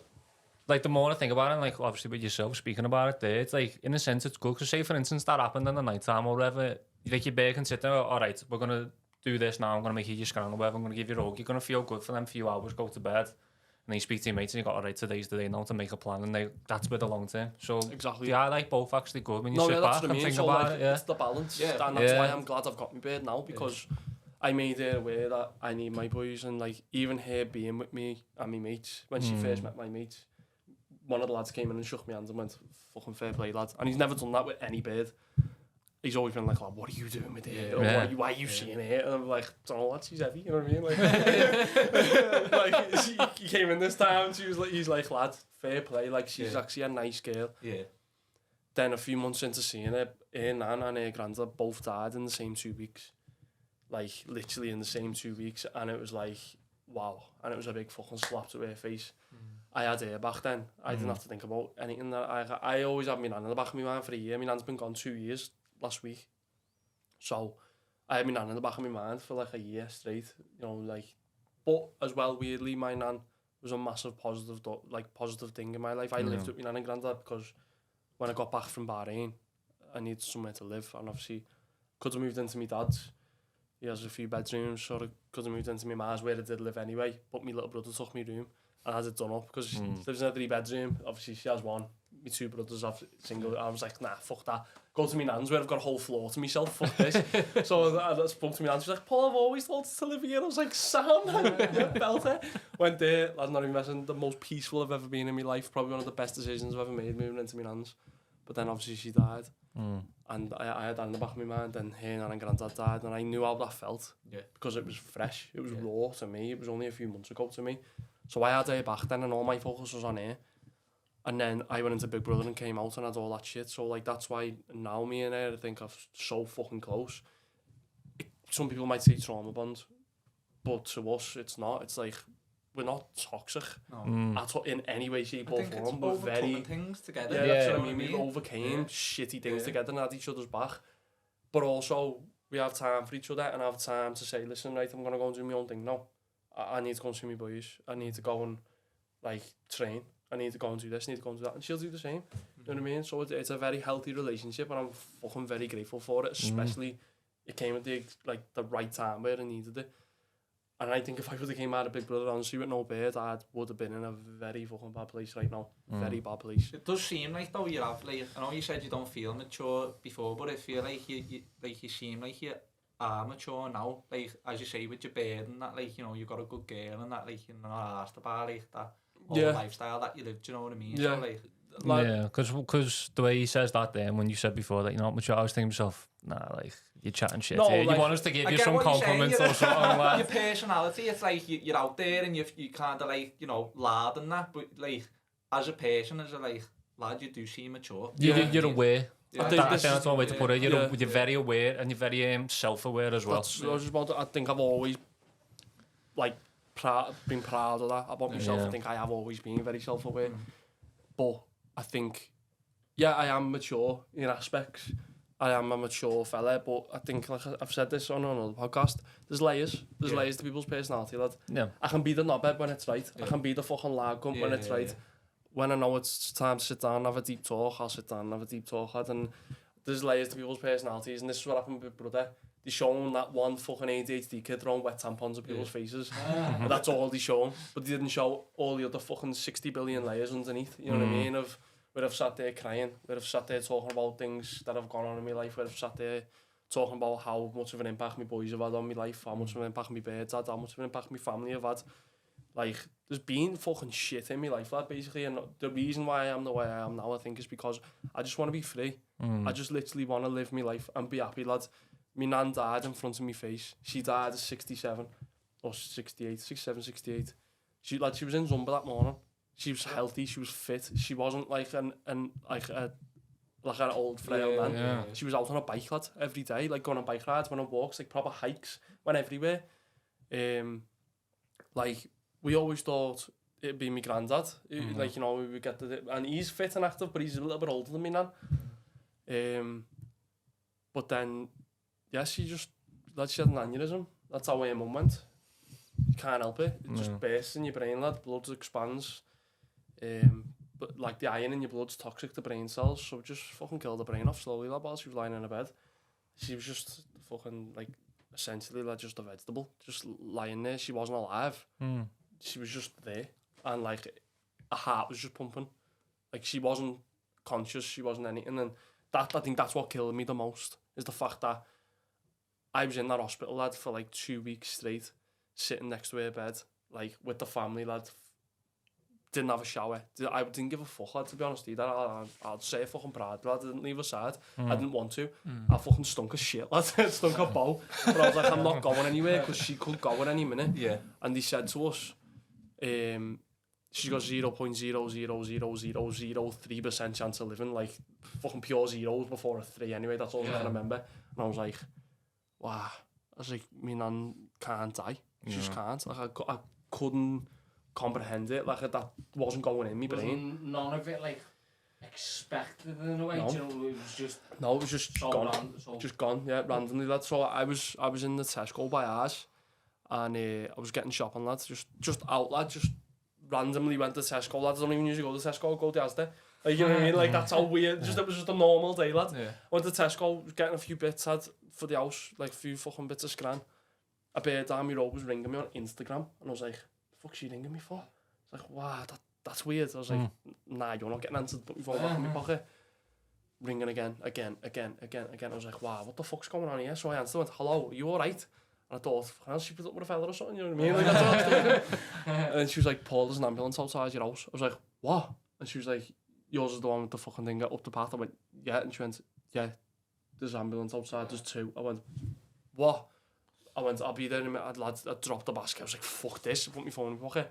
She said 2 ambulances, lad, so I thought, Nan and Grandad, someone's been in the house and attacked them. That's what I instinctively thought, lad. Ran to the car, got in the car, lad, fucking sped to ours, fast as I could, ran every single fucking red light away. Thinking the worst. Lad, literally, got there, all these paramedics, realised there was one big ambulance, one car ambulance, so it was obviously either me nan or my granddad. Horribly, lad, like, you know, still, like, touch wood, nothing happened to my granddad, God forbid it, but I thought my granddad at first. Like, we just always thought it'd be my granddad first, which is horrible to say out loud, but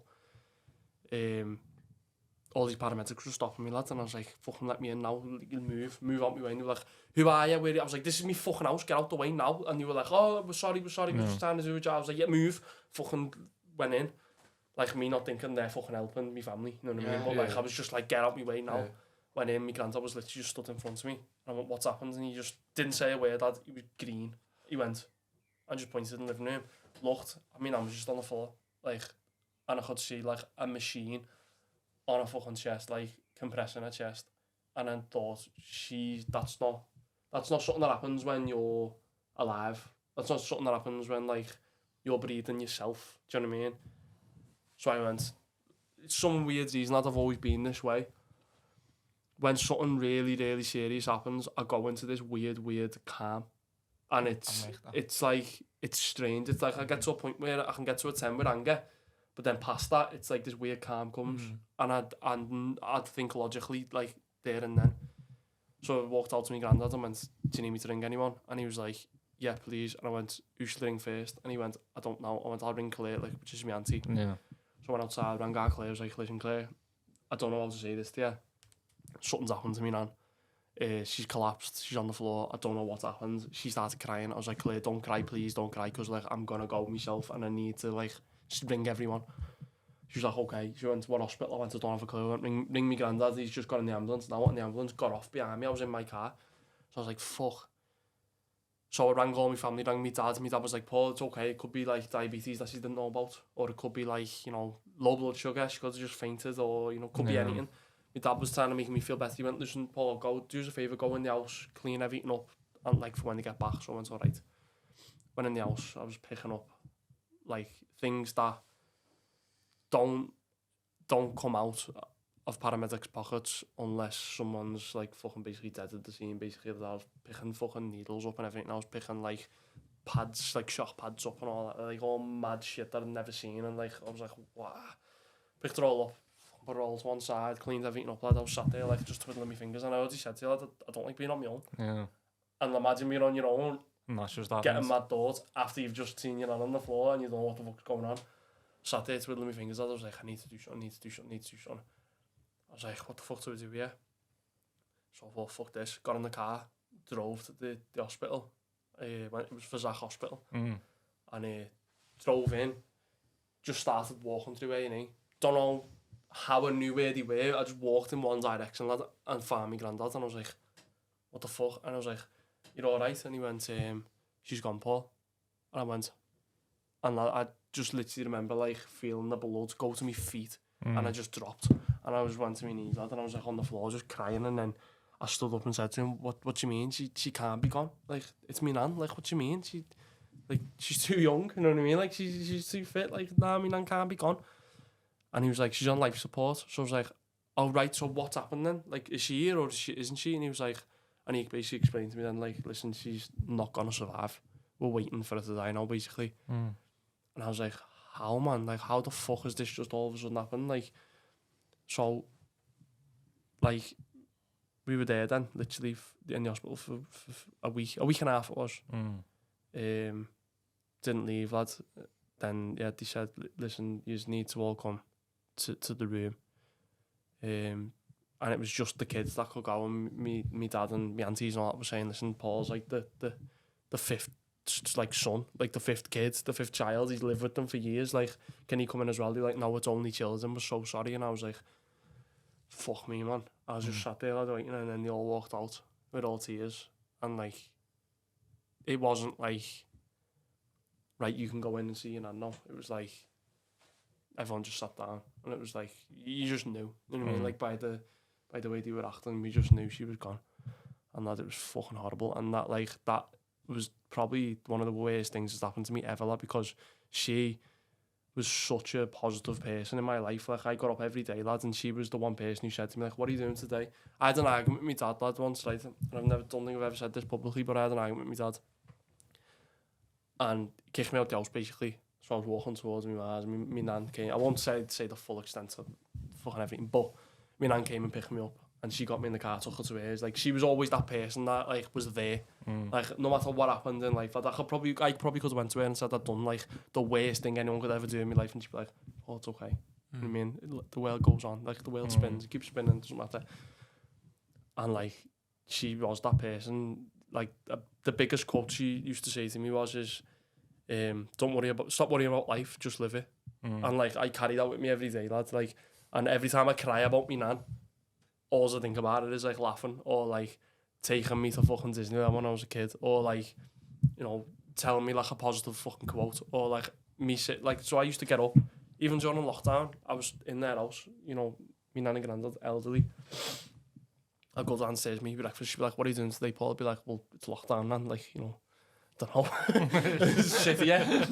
And she'd be like, nah, Paul, your life's too short, mate. Like, you're 19, go out. I'd be like, all right. She'd be like, just when you come in, just sanitize your hands, put your clothes in the washing machine, and just go straight upstairs and get a shower. And I'd be like, all right, sound. And that was the plan. That was the deal with me nan, because she didn't want me to be sitting in and wasting my life. Like, she was always that person, lad, to say, nah, you're too young. And she'd always say, lad, like, before you get old and you can't do things, do it now while you can, while you've got the energy. She's like, by the time you get to my age, you can't be arsed. you're too old, you're fucking too tired. You think you want to do things when you're retired, but you don't, so do it now. So, lad, I carry that with me now. And I think that's a massive, massive reason why I am the way I am, because I can't be arsed sitting there dwelling on that. Like, I've done it all, and there will come a day, lad, where you have to be sad. And I've had that day. I've had them days. I've had them times. Like, even, like, with my stepdad, lad, I'm so glad, like, he is the way he is with me. Like, we had a run-in, like a bad run-in once, and I was having an argument with my mum when I was a kid, and Billy had never been physical with me, never shouted at me, never nothing, lad. He was always the mediator in the house, like, with me and my mum. Me and my mum are that similar, that we'd always argue, and then I'd turn around and go, do you want a cup of tea, mum? She'd go on. Like, you know what I mean? Like, it's just like, we had that relationship, we're just far too similar, and she had me at 18, lad, so she's young. Like, she's a young man, you know what I mean? So, my stepdad was always the mediator. I was having an argument with my mum, he grabbed me two arms behind my back, and he's a big fella, like, he's strong, you know what I mean? And I was a kid, so he threw me out the house and was like, Paul, do me a favour, mate, go for a walk, just calm down, just go for a fucking walk, calm yourself down and come back in a bit, come back in an hour or something. I was like, nah, fuck off, fuck you, don't ever fucking grab me again. But he was only trying to calm it down, you know what I mean? I didn't see that at the time. Yeah. He shut the door, I fucking ran up the door, booted the door through, broke his ribs, broke his 2 fingers.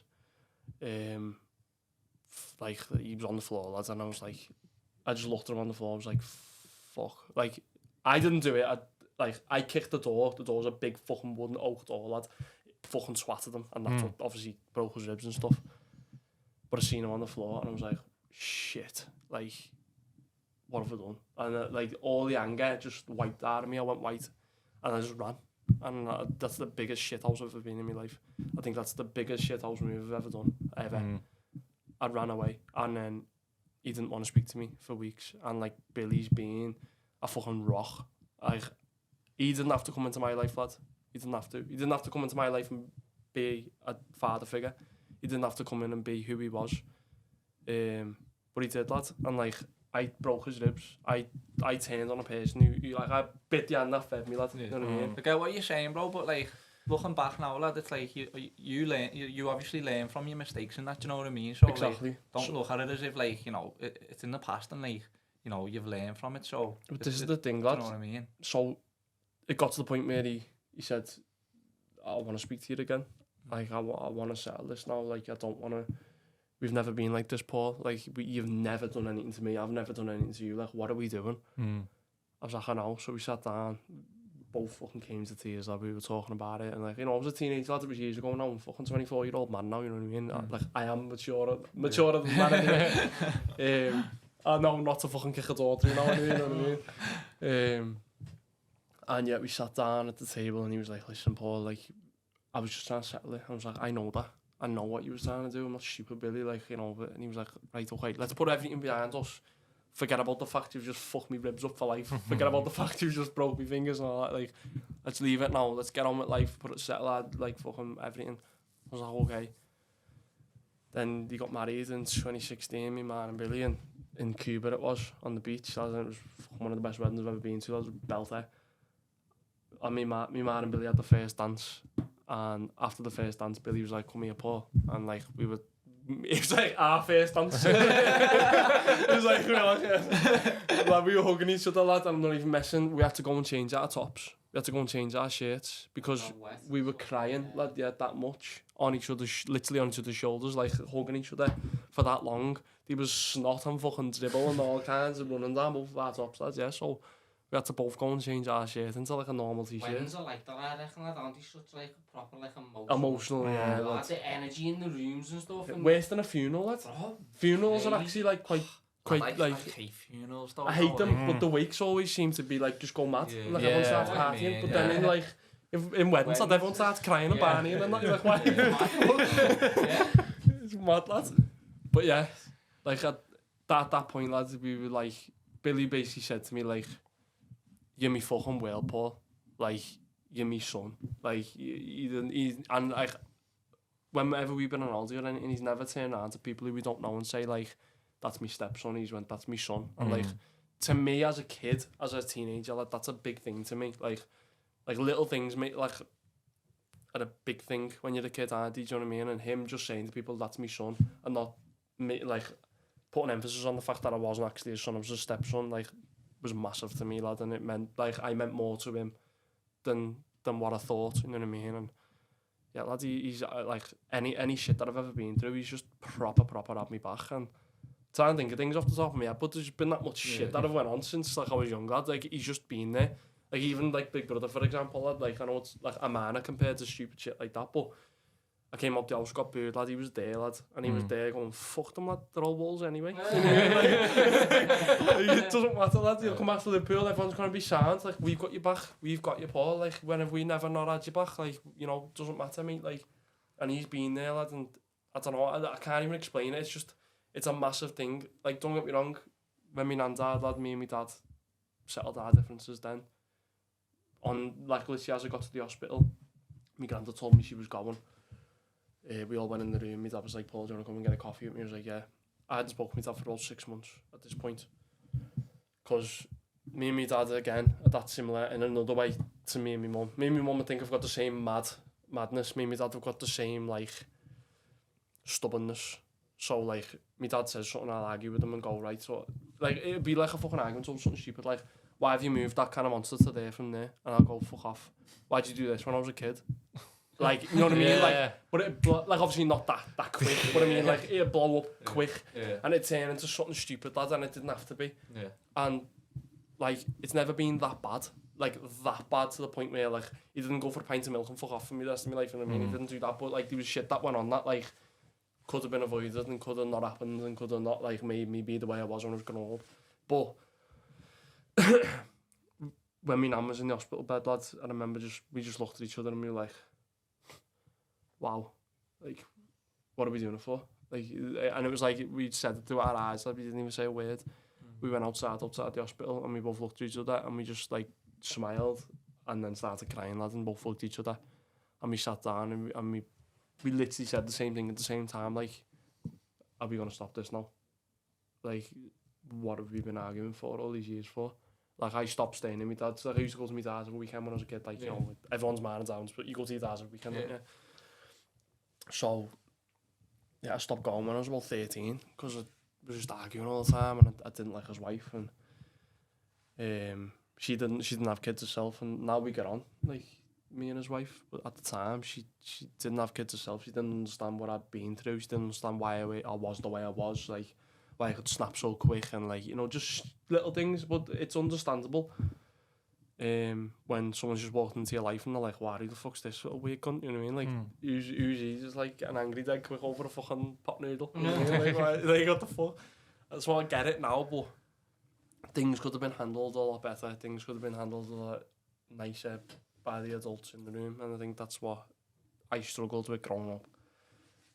But then obviously they were handled at a point, and then like as I say, like I think everything started to add up, everything started to come together. Like when I said, like my last year in school, like my teacher gave me that ultimatum, and I was like, oh, this is sound. Got my head down, got my GCSEs. Then like I went to college, lost my mates, but then I got back in touch with my mates and realised how much I need me boys. Like I feel like everything happens for a reason, and I feel like everything bad that does happen, like you said, like everything that's happened has made me who I am, and I wouldn't regret anything that's ever happened in my life. Like I'm glad everything that's happened in my life has happened. So otherwise I would have went on Big Brother thinking I was a fucking like the boy lad. I would have went on Big Brother thinking that like if I went in there with a silver spoon in my mouth, lad, I would have went in there a completely different person. I would have went in there with no trauma, and something minor would have happened, and I just seen my ass over and started crying and fucking throwing a tantrum, lad. Like I've never been that kid, because like lad, bad shit happens, and like I said, you might as well smile until the day that something bad does happen. Like I want to enjoy my life, I want to be free. Now I haven't got a 9 to 5, lad. If I want, lad, have you seen that memes like my boy who's got no 9 to 5 on a fucking Wednesday? That's me, lad. That's me. Like I get paid online, lad, and I do what the fuck I want, lad. And I'm not saying it's fucking like the greatest money in the world, lad. I'm not a fucking millionaire, you know what I mean? But lad, I'm comfortable. I'm earning enough dough to just do what you want. And you're doing something you like. Exactly, lad. Do you know what I mean? It's not like you've got someone it's not that you've got someone telling you to like be here and do that at this time, and you can't do that. It's like I'm doing what I want to do. Exactly, lad. Do you know what I mean? So exactly. And but on the flip side, I think people could probably get lost in that, and I think, you know, like I said before, I probably potentially could have very easily with like going out in London all the time, going to all these events, drinking all the time. I probably could have got very lost in it. Like if I was doing that now online and still going to London all the time and drinking, or going to parties through the week, going to gaffs through the week, going out of a weekend all the time. Like my mate's going to a rave tonight in Kitchen Street, and he said to me, do you want to come? And I've said no. Like if that was me last year, lad, I would have been like, yeah, man, yeah, what gaff is after it, lad? Do you know what I mean? Like, but now, lads, I'm like, nah, I'm thinking consciously now, like, about my career again, about my health again, lad. Like, I'm back on track again now, and I feel like all that bad shit that happened, even me nan dying and me having a drink, has weirdly had a massive positive force on my life. Because I've got me nan in the back of my mind. I've got me nan there telling me in my head, in memory. Like, do you know what I mean? Like, and my nan was proud of me not drinking. My nan was proud of the fact that I could go out. I used to go to rave sober, lad. Like, fully sober, all the time, lad. And like, I'd have a good time. I'd go to town, fully sober. I worked in Alma de Cuba, lad. Used to get my top off on the bar and dance, lad, and blow cannons off, sober. Like, I've just always been that person, so I don't know why I started to go down that path. But I think it happened for a reason, lad. It happened to teach me, like, don't do that again. And in the future, and like, you'll know when someone else does die, or something bad like that does happen, you'll know not to drink now. You'll know not to fucking fall to a vice. You'll know not to, like, you know what to do and what not to do.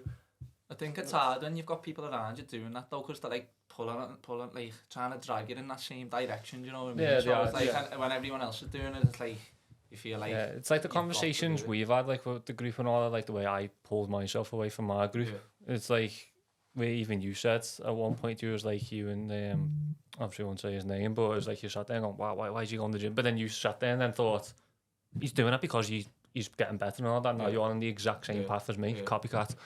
But but it's like everyone is a part of the environment. Do you want to be a part of it, or do you realise that you want to come away from it? No, the thing for me is I knew what I wanted to do, but I just didn't have the courage to be like, no, I'm going this way. Do you know what I mean? I didn't have, like, because I wanted to be liked. Do you know what I mean? But now that I kind of don't give a fuck anymore, it's like, I'm gonna do it now. Do you know what I mean? Yeah, I think everyone wants to be liked though. I don't think that, like, that's not a strange thing to want to be liked. Like, I think everyone wants to be liked. I think it's just the extent to what you want to be liked. Do you want to be like, do you want everyone to lick your ass every day? Do you want everyone to tell you like, oh, you're the fucking best? Or do you want people to be honest, lad? And be like, I love you, but you're a bit of a prick when you do this. You know what I mean? Like, I think there's a difference, lad. Like, it's having the right network around you. I had the lick asses that when I came out of Big Brother. Oh my God, you're fucking amazing. This, that. Yeah, I bet you think I am. Where are you now? Where are you now? Now it's all died down. You know what I mean? Exactly, bro. You know what I mean?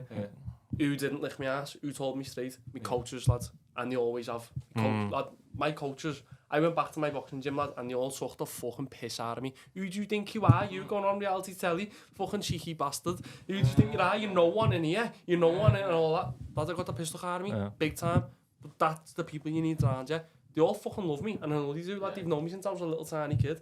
But they tell me straight. Yeah, they tell me straight, lad. They tell me, like, what are you doing that for? What are you doing this for? Do this instead. You need that though, don't you? Yeah, you said that, didn't you, on the pod? Yeah, you do, lad. It's 100%. Like, you've just got people just, like, letting you crack on.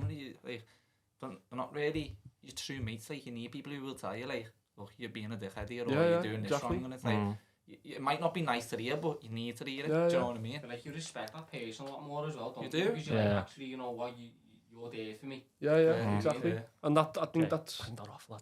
I think that's it. No, yeah, my habits are going. Yeah, fucking hell.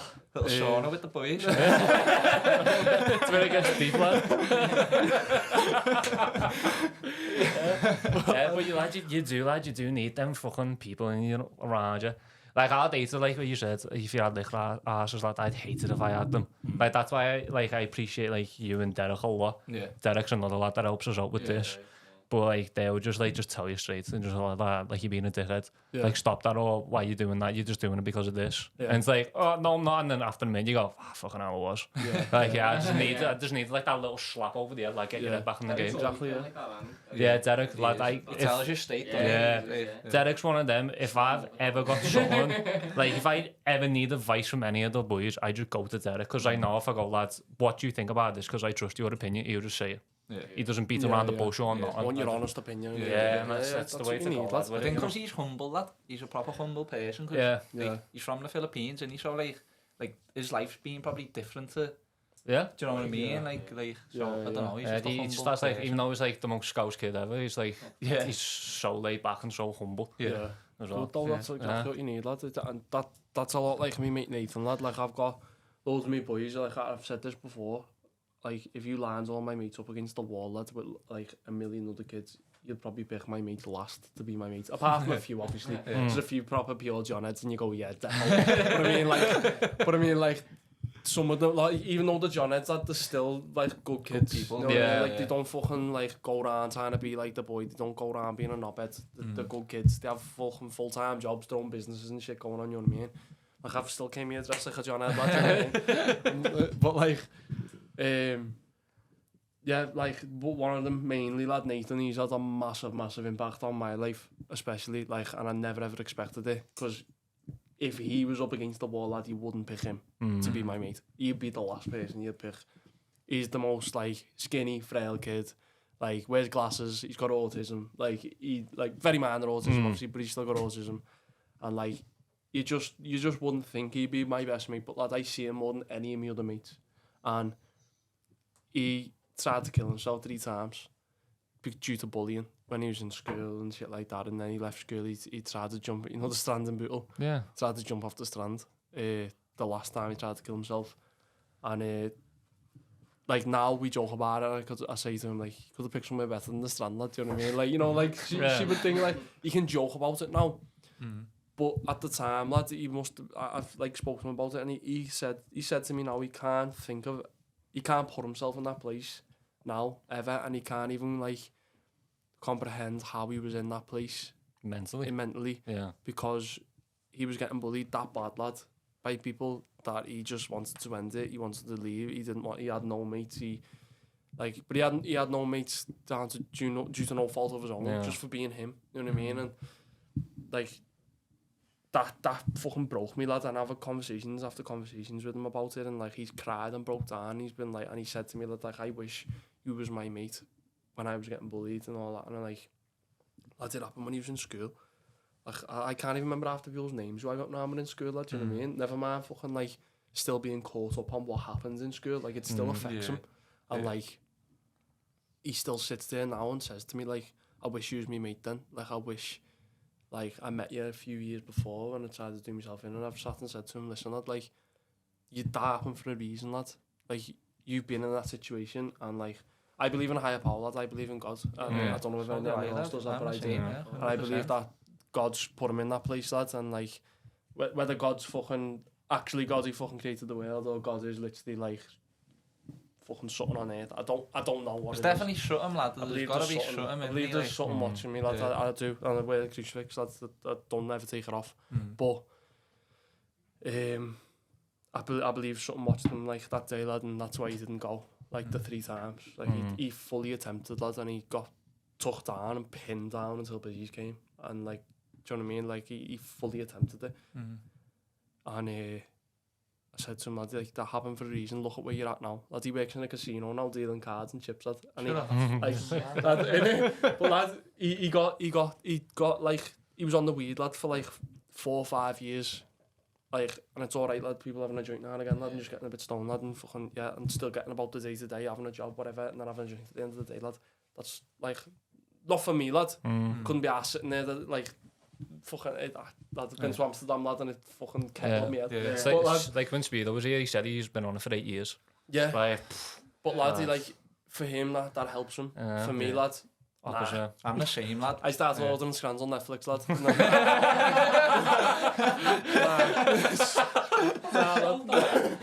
Nah, lad. It's just, lad, I couldn't. Like, Watching films on just eating that. Exactly. Lad, once or twice, lad, being to Amsterdam, lad, thought I was going to get robbed and everything, lad. I was like petrified the whole time, lad. It was, like I said, I haven't got anxiety, so even worse, lad. Just being like that. And like, so yeah, I can just about bevy, lads. Shit scared of anything else. But he was smoking weed all the time, and he's seen it as like a life enhancer, lad, and like it enhanced his life, and to a point, lad, it did. Then he lost his job. Then he bought a little like a shed like this, lad. Put couches in it, a little telly in it, a little PS. But then he was in it every day, lad, and he didn't leave it. He even kept in it sometimes, lad. Do you know what I mean? Like, and it got bad, and he was smoking for like 3 years straight and just sitting in his shed. And I used to go round to his and go, lad, you got to move. And he'd go, lads, and then start talking about like the state of affairs with like fucking politics and all that. And I'd be like, lad, listen, I'll sit and have a conversation about you with this, lad. Like, after we've had a bevy and a gaff. But like, like, after we've had a good time, and I'm not sitting here while you're depressed, lad, talking about this. You need to get out of here, lad, and come to the gym. And then we went out, lad, ended up back in a gaff. And he was like getting on some bed, and I started taking the piss out of him. Wrongly, lad, I shouldn't have, to be fair. I hate it when people do that, so I did it, and it's fucking horrible. But I was taking the piss out of him because he was stroking the bird's arm. And I was like, lad, stop, you've just met the lad, stop stroking an arm. Like, it was just a joke, lad. Like, and he got pissed off and got off. But then he didn't speak to me for like 3 months. And I was like, fuck me, was it that bad? Like, did I piss him off that much? Then he randomly messaged me one day and was like, lad, I'm sorry that I haven't spoken to you. Like, I think, like, you know, I'm that down, that I was that depressed at that time. Like, even you saying that just put me over the edge. And I was like, fuck me. Like, the amount of conversations I've had with him about him being down, about him being upset and like depressed, and I've like made that worse. And I've been trying to like make him be better, and I've took the piss out of him, pissed, and made him a little bit worse. Do you know what I mean? And he got back to me and said, I'm gonna smash my shed up. And I was like, fucking hell, lad. Like, do it. And he was like, I'm gonna start coming to boxing with you, lad, and all this. And like, I was like, yeah, sound, lad. He said it loads of times, but he actually did. He sent me a picture, he smashed his shed up, lad, and I was like, I'm such a mad thing, lad, smash his shed up, like, I'm proud of him. I was like, smash his shed up. But like, Just your house next, lad. Yeah. And he like, threw his weed away, lad, like the last of whatever he had, threw all his fucking, like, all his bits away, his grinders, his trays, everything, lad, threw everything out, lad, like, got rid of it. Like, I'm fully just went, like, cold turkey on it, lad.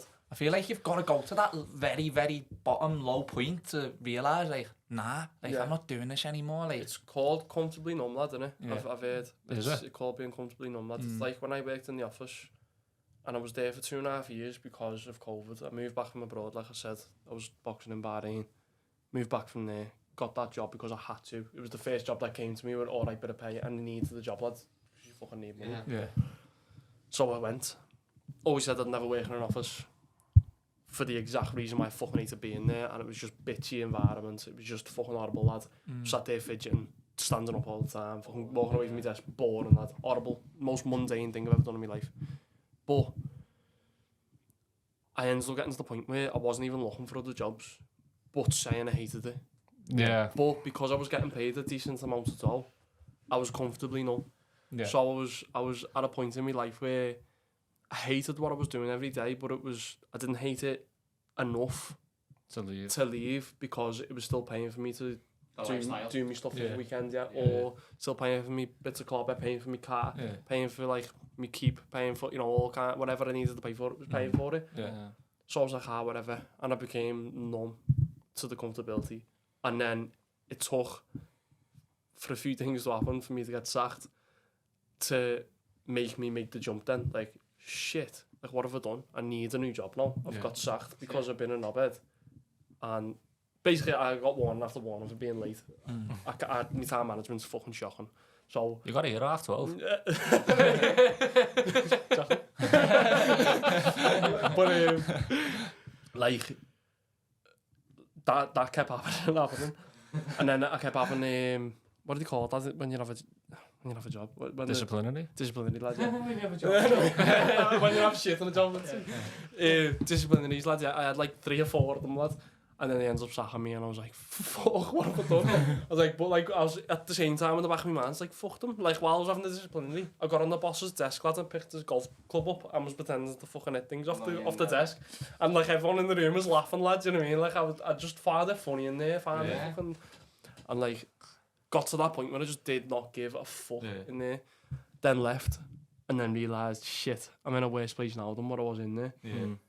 Now I need to look for a job. Now I've got no job. Now I'm skint. Now I'm trying to PT again with no clients. Yeah. And I've got to pay rent on the gym, and I've got to do this.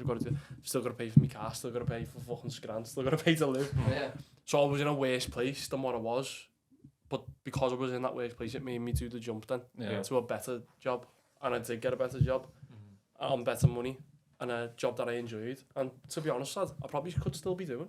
I'd still enjoy doing that job now. I was working on the vans, lad, doing security, and it was fucking great. I was tinning houses up, putting alarms in houses, lad. It was boss, lad. I was just driving around all day with my tunes on, podcasts on my own, lad. Loads of steel in the back of the van, lad. Going to houses. It was fucking great, lad. Loved it. But obviously, when Big Brother came out, got other opportunities and that opened the doors, which is nice. But I feel like if I wouldn't have been sacked, I wouldn't have made that jump, and I possibly could have still been in that office now. Yeah, have you ever heard the thing with Chris? Have you ever heard the thing about Chris Williamson where he said about that? So he said, like, if you were to walk if you were to go like a mile, you'd walk it, but if you were to only go 2 miles, you'd get the car.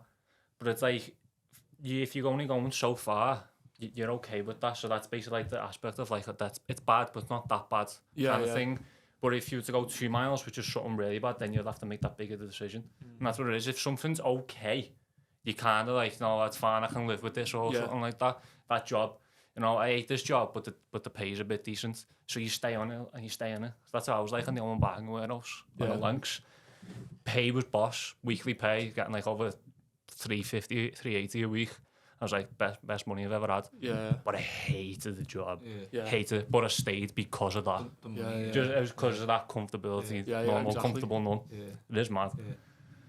Have you always thought like big then? Like, have you always thought like you want to do like not the 9 to 5 lifestyle? Is that like? Lad, I've like since school, lad, because I've always watched my dad have his own businesses and stuff, and I've always watched like my ma's a barber, lad, in Formby, and like she fucking smashes it, lad. Like I've always seen people around me with their own businesses and like doing their own thing. My uncle was in the Marines, lad, for fucking years, then went on like private security on ships, then left, and he's got all his own Kens and that, lad. And I'm just like, all you have to do is work a job for a bit, earn enough money to start putting it into other things, and and then you can earn your own dough. You can be your own boss, and that's what I always had in the back of my mind, lad, since I was in school. And people used to, like, teachers say, oh, you don't want to get a job? I'd be like, no, I don't want a job, no, fuck you. I want to be the boss, you know what I mean? Like, and like, it sounds funny, lad, but like that's I've always wanted to have my own business. I've never known really what. I've tried a few different things, lad. I've tried, obviously, PTing. I even had a CBD brand, lad, when I was about fucking 18. It was shit. I don't even know if it was actually CBD or not. Just nettles. It came in the right fucking bottle, lad. So but lad, I've done all kinds, lad, and like obviously it's all failed, but like it's got me to the point where I'm at now, lad, where I can have the free time. I can probably turn pro now, which has been my main aim all my life. And I've got the following now, would you say? Like the following now behind me to basically be able to do them things and like move on to it, and like even like misfits and stuff, that's an option, lad. Like, you know, I could I don't have to go and start fighting journeyman at first for like $1,000 or $2,000. I could probably go and fight a YouTuber as a journeyman. I was so Yeah. true, Literally yeah. just about to say, call out fucking Jake Paul. No, I'm trying to You won't never see me again, lad. I've got no payloads. Boys, you gotta crack on because I'm gonna piss myself. You Go ahead, just go carry it on Yeah. as normal. Just don't put the camera on me. Right? yeah, that's what I was thinking then, really, like, you could definitely get into some kind of, like, YouTuber kind of boxing, do you know what I mean? Exactly, so that's what it, bro. Like Ryan Taylor, Yeah. lad, missed and Ryan Taylor are fighting, I'll random stuff. Exactly, you know that's what I mean, lad, Why that's could what I you mean. fall into something like that?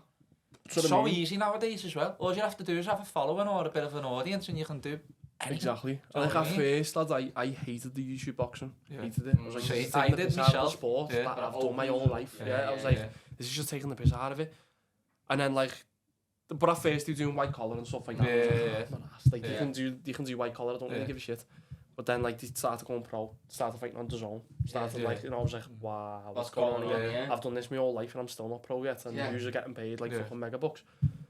Then I went on Big Brother and came out and I'm like, actually, Yeah. actually I see your point. You know what I mean? Like, because at first, like, if I was to turn pro now, just with a normal boxing promotion, basically, so like, I'd just fight a journeyman for $2,000, lad. I could have been training for 8 weeks. Yeah. Like, what's $2,000 in 2 months, lad? Nothing. It sounds boss, lad. You Minimum fight wage. one side, $2,000 belter, but yeah, it's less, Minimum wage. less than minimum wage, isn't it? Yeah, Like $1,000 a month, lad. It's shit. You still got to pay your bills, still got to pay your coaches even. Out of that $2,000, still got to pay all your nutrition, pay for everything. Probably tax or something. Yeah, probably the tax, yeah, but yeah, I don't know, lad. Fuck him. Yeah. But like, exactly that, but then like, if you can build a brand behind you and get a bit of a following, lad, Yeah. and go and fight a different type of journeyman, which is the way I see it now. Being a YouTuber, being a TikToker, being a... Opens all the Something. avenues up to you. Yeah. don't you, Yeah, like? exactly. he's a proper muppet, isn't he, lad? Kind of perfect time. like, Nah, definitely. but yeah, like, I only see them now as like other journeymen, lad. Yeah, Like, yeah. journeymen are actually people who fought like 100 fights, lad, Yeah. and won like 2.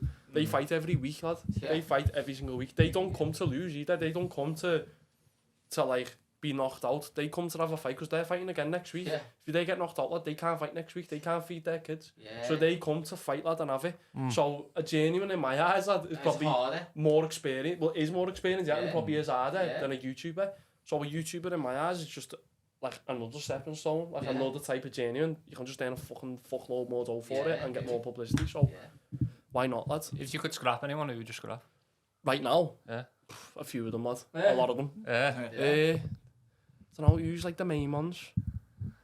It's like one close by was Tommy Fury was he turned into a bit of that Jake Paul. Yeah. I don't really keep up to But like date with that's, it. what's his name? it's- Salt Pappy and all stuff like that. There, Salt all Pappy. Yeah. Yeah. See, if I could fight any of them right now, it'd be Tommy Fury, it'd be fucking KSI, it'd be Yeah, Jake Paul, yeah. because they're the money, Ryan they're the Taylor. money Yeah, fights, really. Yeah, They're the money fights. But I'd fight Ryan Taylor. Yeah, something smaller. Even like, lad, I like that HS TikTok, lad, I think he's funny. Yeah, he's funny. But I'd fight him, lad. but I'd fight him, lad, yeah. Yeah. I'd fight him easy, Yeah. lad, I'd fight that I out, reckon you lad. beat him anyway. Yeah, lads, Yeah, like, he's just he's a more with what's happening?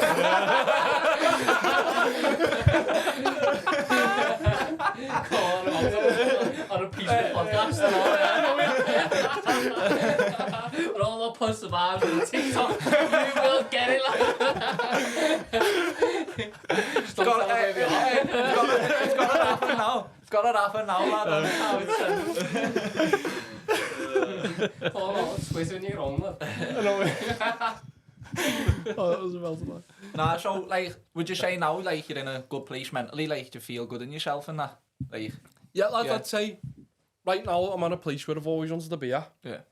Like, obviously I'm not at the top of the top where I want to be at. Like, I haven't achieved every single fucking goal that I want to achieve. Like, I'm still yet to turn pro, which I've been trying to do since I was 18, 19. COVID happened, I moved abroad to Bahrain, fought for their country and stuff like that. So that was another avenue I nearly Where's went. Bahrain, lad? Like? In the Middle East. Did you, yeah? Did you Yeah, go yeah. there? For their country. Yeah. So I knew people over there. So I went over to see them. And while I was there, I went to a brunch and there was a coach there called Tony Davis.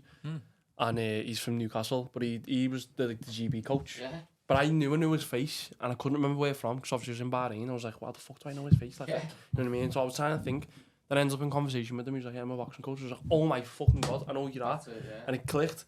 And he's like, we need a lad your weight. Like, to keep the story short, obviously, it went that quick. But he was like, we need a lad your weight. I was like, I'm just in uni. Me mate fucking, I want to leave. Like, fucking, I'll come here. He was like, send me your record, send me your fights. And that's what I did there. And then, like, yeah. Like, I'd won titles and everything by that point. And I was like, yeah. And he was like, how quick can you get here? I was like, however quick you want me to be here. Yeah, and I'll stay here. You know what I mean? And he was like, can you be here in 2 weeks? I was like, yeah. And he was like, sound. I was like, really? He was like, yeah. He was like, right, you're going to be fighting against the USA on such and such a date. Make sure you're back, get in camp, stuff like that. I was like, okay. So I got home, told my family, like, I'm moving to the Middle East in 2 weeks. And they're like, what? But like, I've just always been that mad random spontaneous. How old was you then? 19. Yeah, so still baby there. Yeah, it's basically that, yeah. So, yeah, I packed my bags out and fucked off. But like, I had a belter, like a little house to live in, like belter little cars, training every day, it was all paid for, like it was belter that. But then obviously COVID happened, other shit happened over there, and I was like, I need Some balls doing that though at that age, like 19. And Middle East as well. Yeah, but like you said, all that, like, I've always wanted different, I've always wanted more. Like, and, like, if that was gonna lead me on to, like they were saying, fighting in the Olympics. So I trained with a lad called Danis Lapatov, his name is, he's obviously Russian. They have a lot of Russians like fighting for them because like they're all Muslim as well, like Dagestanis and stuff like that. There's a lot of them there. I train with one of Khabib's brothers there in a gym. Yeah. Wrestling with bears and that. Like we're to that extent, like, but just knocked them out. But like bears and headlocks. But yeah, lad, it was a belt, lad, and like. I was meant to go to the Olympics with them. I was meant to like trial for the Olympics with them anyway. But Danis ended up staying there. I obviously got off, came back to England. I was like, fuck this. So he had family there, I didn't. So I came back home because I half had to. And then he went and fought in the Olympics. Got beat in the first round of the Olympics, but still got there. Still fought in the Olympics. Lad, he's still a prestigious amateur now, do you know what I mean? And like, I could have been there with them, but like, because obviously I had to move back and stuff, lad. I still thought to myself, right, I need to get back now and I need to make some fucking moves now, you know what I mean? I need to do shit.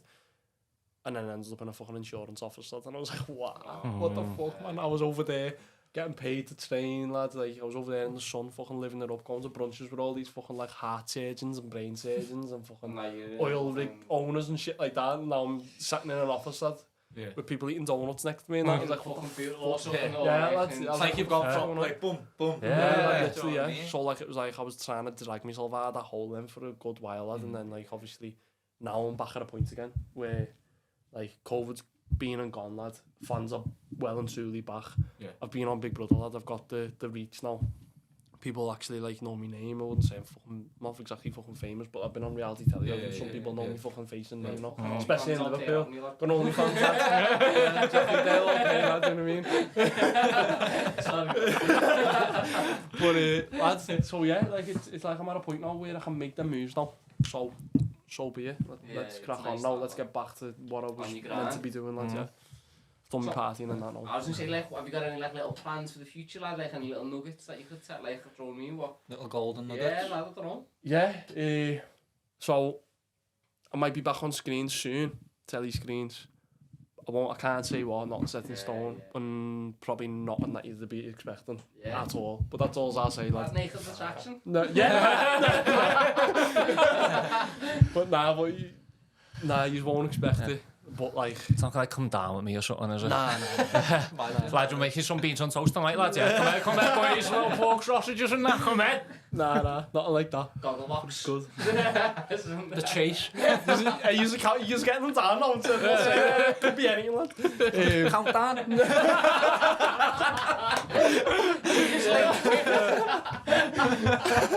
don't know, and yeah, obviously turning pro, lads, and working with the radio. Hopefully that goes in the right direction as well. But yeah, there's a load of little things going on, yeah. Good lad, good stuff. How long is it now until the fitness awards? Because I was saying before, you've been put forward the mental health advocate. It's, what is it, 3 months away now? Is it? Yeah, I think so, yeah. So how do you even like get put into that? Because obviously you've been put forward, Craig has, Elliot has. Yeah, so I don't even know he's followed me. The lad who owns it and the accounts, like the fitness awards has followed me for a good while. I've seen them like liking me stuff and that, but I think I'd done the walk with Elliot, Yeah. and after that, obviously after all the other stuff I'd shared about mental health and that, like a few days after that, he said I'd been nominated, and I was like, no, nice one, yeah. But like I said, it was like 1 a.m, lads, and I was like, yes. I was like, what do I do now? I need to make people vote, so I just made a video at 1 a.m, lad, and posted it everywhere, like it was gonna get out, and like, but. I'm going to ask you a question, yeah. So, like, obviously, you're about mental health and that. Yeah. So, like, and you're a man. So, for the younger generation growing up, turning into, like, young men and that, what advice would you give them on, like, mental health? Don't sit there in your own thoughts. That's the biggest one. I think the first step to taking control of your own thoughts is to get out of them. Yeah. Is to not push them aside, not set them back, but to fight them head on. I think if you get out, you go to the gym. Like, the gym's my outlet, lad, so it's easy for me to say people go to the gym. It's not everyone's outlet, lad, but if you get up, some people might like painting, lad. Some people might like to put the thoughts into writing. Some people might like to put the thoughts into music, lad. Like, you see our city, lad, there's a lot of people who do different arts, a lot of people who do different things, like music, dance, fighting. And that, I think that is because of where we come from. Like, that's all we can really resort to. So, yeah, get out your house. Just don't sit in your own deep thoughts. Get out, go and do something. Like, go and make something of yourself, because you can. Like, no matter where you're from, lads, it doesn't matter. Like, you lads, I'm not gonna say where we are, but lad, we're in Liverpool, lads, and yous have set up a podcast and yous are fucking smashing it. You know what I mean? I'm from like Bootle, Aintree ways, lads, and like, I'm just a little fucking scruffy kid, and like from a bit, lad, and I went on the telly, lad, and like, I've just put my head into something, lad, do you know what I mean? And I've kept at it, and I just haven't went down the road that everyone else did round my eyes, and I thought, lad, there's more to life than this, because there is. Lad, my plan's never to stay in Liverpool, lad. It's always going to be my home, but I'm never going to stay here, lad. I want to go to Australia. I want to go and live somewhere sunny, lad. Somewhere where, like, no one is. Australia's the gaff, lad. Yeah, I went last year. Did you? Well, the year just gone, yeah, lad. Got back, haven't you? Yeah, been back, like, about 2 months, bro, but Have you? you'd love it out there, bro. Exactly, that's lad, what I mean. I've got family there and that, so...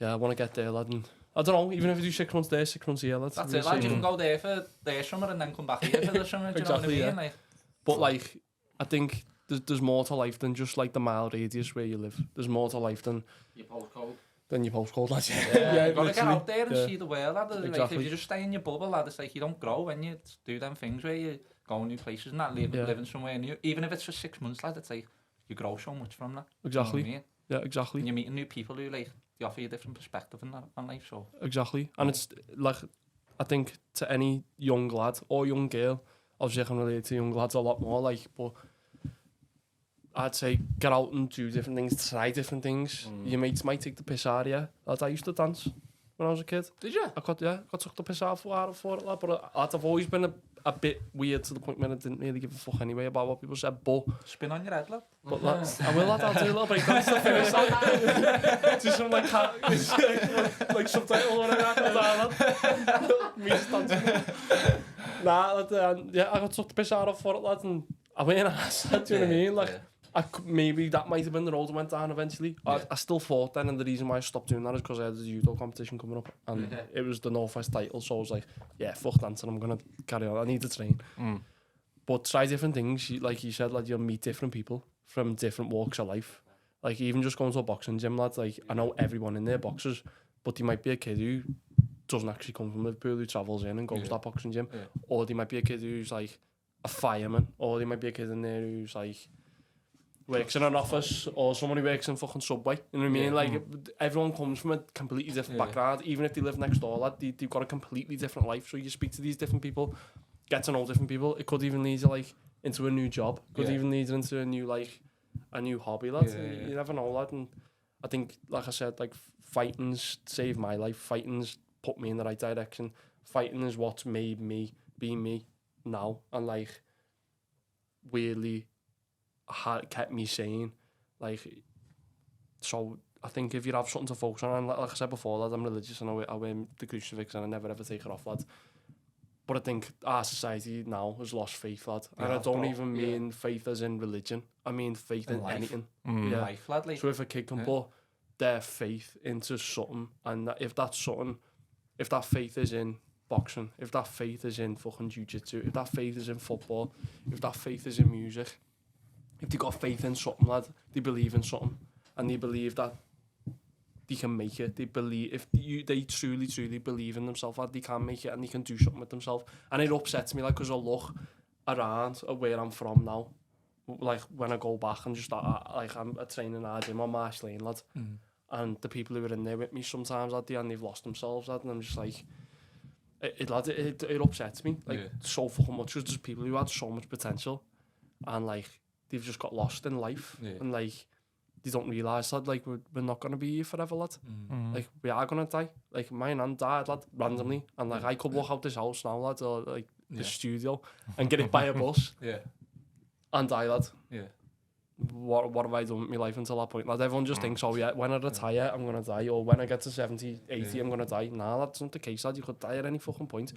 So like, go and try and do something with your life, and go and try and make something yourself, because you fucking can. Like, and I'm not trying to say I'm anyone. I'm not trying to say like I'm a big time lad. I've came in with Under Armour on, lad. Do you know what I mean? I'm not arsed, lad. Do you know what I mean?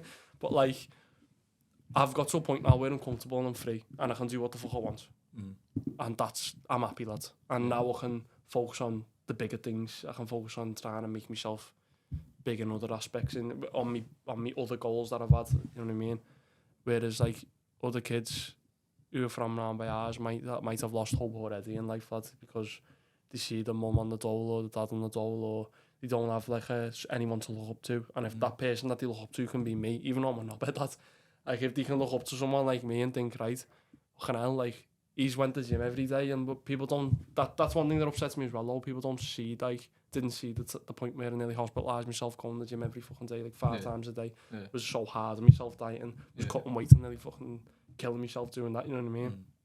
But if they can see that and they can take that from what I say and what I speak, and they can also see that they can still fucking enjoy life while doing it, then lad, I don't see no bad in it, lad. And like yous now doing this podcast, like yous are smashing it now, and if they see yous doing this podcast, lad, and they think, wow, I like talking, like that Paul dickhead who doesn't shut up.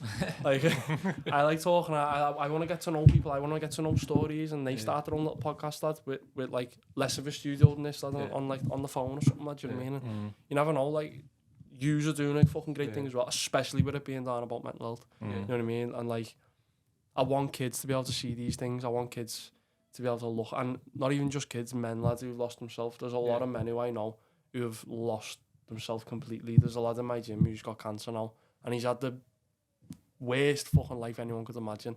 He's had like the worst luck ever for years and years and years, and I've known him since I was a little kid, and now he's got cancer, and now he's like so down but still getting himself in the gym, because he says that's his church. He says that's where he goes to like release. That's where he goes to get his like thoughts out, and he speaks to the lads and has a laugh and gets the piss took out of him, and that's where he goes for his release. And that's where his faith is. Like he says, that's his church. Like that's where his faith is. It's in the boxing gym. So if a kid can have faith in something and like not waste a life doing something stupid, like fucking selling drugs, or like doing something like degenerate, like that just is not worth it in the long run. Do you know what I mean? Like everyone can fall into it, lad. And like, don't think you're out because you're a drug dealer. Don't think you're out because you can fucking stab someone. Don't think you're out because you can do all this shit. Anyone can do it, lad. I can grab a knife now and stab you. You know what I mean? It doesn't make me hard, lad. It makes me a fucking little muppet. You know what I mean? Makes you a coward. It makes you a bad coward, lad. Anyone can do it. I can walk around by ours and say to someone, if you got a graft, and you go, yeah, and I say, can I start selling it for you? I can be a drug dealer, lad. Anyone can fucking do that. Anyone. Not anyone can make it on Big Brother. Not anyone can start a podcast and start getting views. Not anyone can start like making music and make it big. But they can if they fucking put their effort into it and they have faith in it and they believe in themselves, that they fucking can. So like people need to start realising and start doing it. Look at Jamie Webster, lad. Exactly, bro. You know what I mean? And I always talk about him, lad. Look at him, lad. He's just one of the boys. And he started making music and he's good at it. And he believed in himself and he kept going and going. And lad, I've seen tweets about him, people calling him down and stuff when he first started. And like people like, who the fuck do you think he is? And now look at them, lad. They're probably buying tickets to go and see him. Exactly. You know what I mean? Bro, like, you should like work yourself out in the long run, do you know what I mean? Lad, and I've just rambled like fuck, but... Nah, it's all true though, bro. And it shows that you mean it as well. I feel like when people ramble, lad, it's because they're actually speaking from the heart. Like, it definitely is, because you didn't even stutter. But it all just come out so smoothly. You've got like I don't know, it's like, I could listen to him speak like all day, like, because what you're saying is just, like, I resonate with it so much, you know what I mean? So it's like, it's good to hear. Glad, lad. Thanks, Sean. All good. Why do you reckon though that people do lose faith? Because like, just from my perspective, I always stick by this. The world that we live in, like our attention span is so little that everyone wants something now. Yeah. Like we were saying, like if you want a scran, you can order it right now. If you want to do whatever you want, it's always like at a phone call away, it's at a text away, it's at Sean is always the close by. shop anymore for a pint of milk type of thing. Yeah, you don't have to do. There's no like struggle. There's no hardship anymore. It's different than that. So people now like starting to lose faith, like you said, and it's like not faith in religion, it's faith in like humanity and themselves. That if they don't get it after 6 months, like fuck that. Yeah. Like that it's not gonna work. I'll go and try something else. But it's just I don't know. Like it's sad. It is sad. It's sad to see that. Like what you're saying, so many people got so much potential. Yeah, and I'll be honest. I think it's where we're from. I think Liverpool in general. I think there's so many people doing the same shit. So many people doing the same things, wear the same clothes, drive the same cars, have the same type of houses. Exactly. Everyone's got these. Everyone's got a pair of ones. Everyone's got. That's what I mean. And like, no matter how different we are, lads. Personally, we all do the same shit. Yeah. All of us. Yeah. Lads. I'm what, a few miles, 2-3 miles down the road from you, lads. We wear the same webs. Yeah. Like we speak the same, we fucking act the same, we like the same things. We're all the same, lad. And the fact that, say you're my best mate, lad, and we're out, we're out, lad, and you're, and we're out, lad, and you start fucking having a line, and I'm your best mate out. I could be like, oh, my best mate's doing that, like. You know, and then I see another kid doing it, lad, and like, oh, he's doing that as well. Actually, that's the cool thing to do, especially at a young age. And lad, they end up doing it because everyone around them's doing it. You're like I said, you're a product of your environment.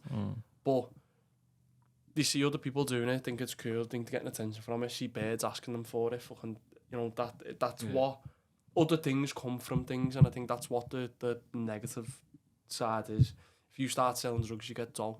You start selling drugs, you get birds. The wrong type of birds probably, but like you still get birds, you can nail birds. Like you're gonna have a nice car, you're gonna have a nice life, but you've also got to go to fucking jail if you get caught, lad. And you've also got to go and spend time. Are you ready for that? Are you honestly ready to go and like sit there and like be a ready fucking kid at all times, like in a cat? Nah, you're not. You're definitely not, lad. I've seen family go. I've seen fucking me mates go. I've seen, and I've went in there and seen them, lad, and not one of them's ever said to me, "It's sound, you know." Not one of them's ever said, "Oh, it's sound in here." That's, I've had people who've went and met in jail and they've said, "Oh, I've watched the fella get raped with a toothbrush last night." You know what I mean? Like weird shit. Like, are you ready for that? See, the kids don't realise that. They think it's all cool on the outside until they get caught by busies, lad. And some people, lad, cause out for it. And you know what? If that's the life you want to live, lad, fair play. If that's what makes you happy, fair enough. But I urge everyone and anyone to not go down that path and not follow your mates or follow the crowd from where you're from doing bad shit, because it's just gonna lead to bad shit. Like it's karma, lad. It's the karma fucking cycle. If you live by the gun, you die by the gun. If you do bad things happen. If you do good things happen. And obviously life's about balance. Like you can still be a bad person now and again and do bad things. That's gonna happen. You can fuck up, lad. Even in the Bible, it says he'll forgive your sins. You know what I mean? Like, but he will, lads, and you can fuck up, but as long as you learn from it, it's fine. But if you fuck up and keep going and fucking up, and it doesn't become a fuck up anymore, it becomes a routine. It becomes it's a choice then, innit? Like, it's a choice, that choice to keep doing that. Like with a mistake, you do it and then you learn from it. But if you keep doing it over and over, it becomes a choice. It's not a mistake anymore. Exactly, and it's just something that you're doing. It just becomes like either complete like disrespect or complete carelessness or whatever, like, or enjoyment. Like you might get enjoyment out of it, but then it's not a fuck up anymore, and you live that life then. Like, and it's all, like I said, like when I was a kid, it's not like I didn't get offered to sell drugs, because I fucking did. You know what I mean? It's not like I didn't get offered to do all mad shit, because I fucking did, lad. But I chose not to stay with them people. I chose not to fucking keep going around with them people. I chose to like stay in the boxing gym. Also, lad, when I was a kid, my coaches found out that I had a vape. I bought a vape when I was a kid. Don't know why, don't ask. Don't have a fucking clue, because it was cool. It was cool in school, like people used to go to toilet during lessons, and they'd have a go for vape. And I bought one from a shop with my school uniform on, madly. Like, he still sold me one with a school uniform on, but it was when all these big fuckers came in, lads, like, you know, big maddy ones, I think they just came out vapes, and everyone was like, wow, what the fuck's that? And I remember people saying, they're not even bad for you. I know. Like, and I was like, mad that. Like, so I was like, yeah, go ahead, I'll have a go, like, if it's not bad for you. And, like, I took it into school, and, like, came home, my dad found it, my coaches found out. I went to the boxing gym. My coach had a little plastic bat, lad. And when I say plastic, that's metal, lad. But I mean, like, it was hard plastic. It wasn't just like light plastic, it was hard. And he fucking battered me with it, lad. He's like, do you reckon you're going to make it if you're going to do that? Do you reckon you're going to...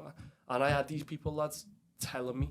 And it was tough love. He wasn't battering me because he hated me. He wasn't battering me because, like, he wanted me to fucking cry. He was battering me because he wanted me to realise what I'm doing to myself. He wanted me to realise, like, do you want to be a fucking professional boxer? Or then fucking sitting there with a vape in your hand isn't going to do it. You know what I mean? And, like, again, like I said before, Big Brother made me vape because I was fucking stressed. And I came out and I carried on vaping that because I got addicted to it. Sad to see all the kids nowadays doing, like, the vaping and that too. Yeah, like, it is, it's horrible. All of them are doing it. It's horrible. And then I shared a video lab when I was in Tenerife about like stuff like how to try and like lead a little bit more of a positive life, how to think like active things that you can do to make you be more positive daily. Do you know what I mean? Like, don't get up and just whack a vape in your mouth or whack a bifter in your mouth. Don't get up and just go straight on social media. And I said that, lad, and then I thought, after I made the video, I thought to myself, you're literally vaping. Like, you've always been against vaping, and you've literally just preached, don't vape. Yeah. And you're doing it. So, lad, I swerved it there, and then I just packed it in. I was like, I shouldn't be doing it anyway, because I knew I shouldn't have, but I fell into the habit of it because of Big Brother. Big Brother made me vape. Big Brother made me fucking drink more. Big Brother made me do a lot of fucking shit, lad, do you know what I mean? But, like I said, lad, I done that fuck up. I made that fuck up to realise again, and don't ever do that again, do you know what I mean? And, but yeah, lads, I think people are losing a lot of hope and a lot of faith, and I think religion was the first thing to go, and I think after that, obviously, for years, it's been other things like sport. People have lost faith in sport. People have lost faith in family. People have lost faith in the friends. People have lost faith in the... Like, no one's proud of where they come from anymore. What do you reckon the issue is?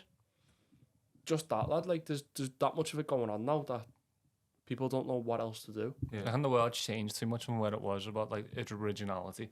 Yeah. I know everyone's trying to copy someone. Like, I know everyone reverts back to social media, but social media is a big factor. Technology is a big factor. That it doesn't make us who we are completely anymore. No one's really, well, not saying no one, but there's a lot of people who aren't authentic to themselves anymore. They're trying to be someone else that it's going to make carbon copies. Well, at the same time, no, it's survival. That's all. If you think back to when we were fucking cavemen, like, if someone was... That do sound like me when he speaks, you know, I swear. I always say when you think back to being a caveman, I swear that. Well, it's true, lads. If you do though, like, and someone kills a fucking lion to fucking wear it to be warm, someone's going to think, fucking hell, yeah, that's actually sound that. Like, I'm going to go and kill a lion to be warm. So they're going to do the same thing. So if we're seeing people doing the same thing, especially social media, like you said, we have a massive reach now, like, massive, where we can see fucking anyone at any time, at any point in the world, doing everything.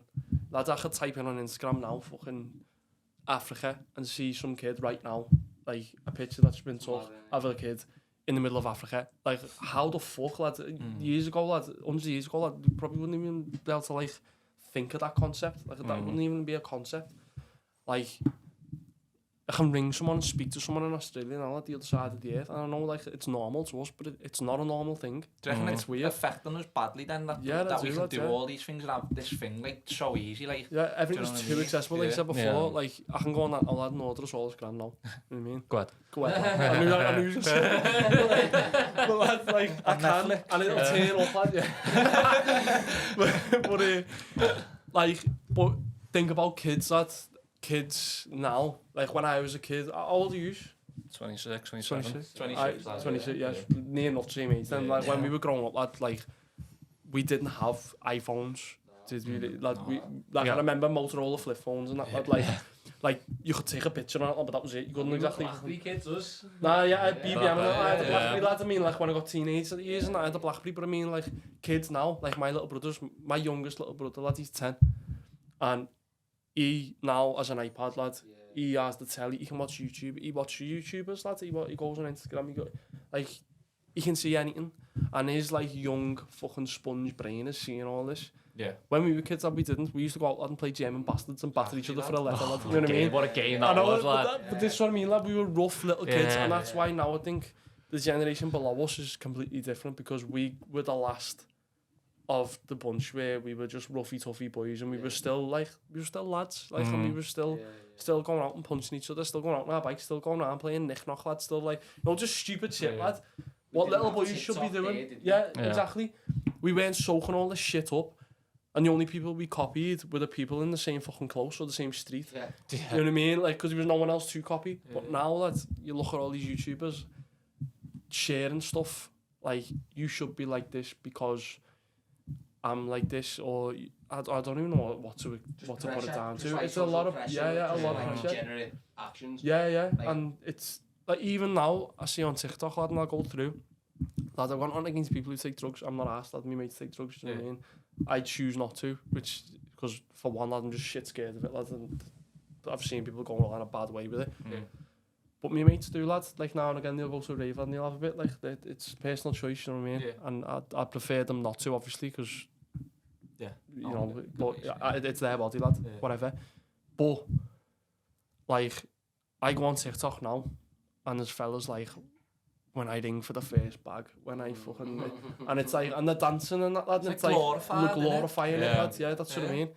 And then kids are seeing that. Like, my little brother's looking at that. Yeah. So is my little brother now gonna grow up thinking getting his first bag in after he's had a bevy is the best thing to do in the world? And that's it, lad. This is the adults doing this kind of stuff. That's do what you know I what I mean. mean? By Like, example, yeah, but like, like we're giving the wrong examples, lad. Do you know what I mean? Exactly. So like, that's what the kids now below us, and I don't even mean like kids. I mean like a few years younger than us, lad, that just got iPhones and that and had TikTok and remember Musically and that, lad, that was bad enough. Vine, lad, that was bad enough. But that was when I just left school, lad, and I already had a bit of a head on my shoulders by that point, you know what I mean? Whereas the kids who were still in school were just on it, like, and they were just seeing this shit, you know what I mean? And their brains are like sponges, and now, lad, it's worse than it's ever been, ever. Like, don't get me wrong, lad, there's a lot of good shit on social media, like this podcast, you know what I mean? We're out there sharing things to help people, but we're not fighting against, like, people going, no, you should sit and feel down. We're sitting and fighting against people who are glorifying degeneracy, lad. Like, and that's literally what we're doing online. We're fighting that. Are you heard of the saying, like, spiritual warfare kind of thing? Yeah. It's like a fight between good and bad. Yeah, it Do you know what I is. mean? That's what the world is. Yeah, Do you know what I mean? Yeah. it is. Yeah. It's always been like that though, and it always will be like that. Yeah, it will, yeah. Lad, I'm not trying to say I'm the most perfect person in the world, because I'm fucking not, lad. I am a knobhead when I want to be, and I still do enjoy getting punched in the face, and I still fucking really enjoy punching and kicking people in the face myself. It's my sport, lad, do you know what I mean? And that's what I enjoy. Everyone's got the bad side. Everyone's got a bad side to them, but I do that in a good manner. I do that with a referee. I do that in a positive environment with someone else who wants to punch me and kick me in the face. You know what I mean? We've came at a mutual agreement in a ring, in a controlled environment. We're going to fucking swat each other now, and we're going to love it. And after it, we're going to hug and kiss each other and say, yeah, it's sad, you know what I mean? And so that's okay, that's fine. But if you're going around fucking punching people for nothing, lad, and like taking a blade out with you to town, fucking trying to be a big man, or trying to, like, that's not the right type of bad. That is not the right type of bad.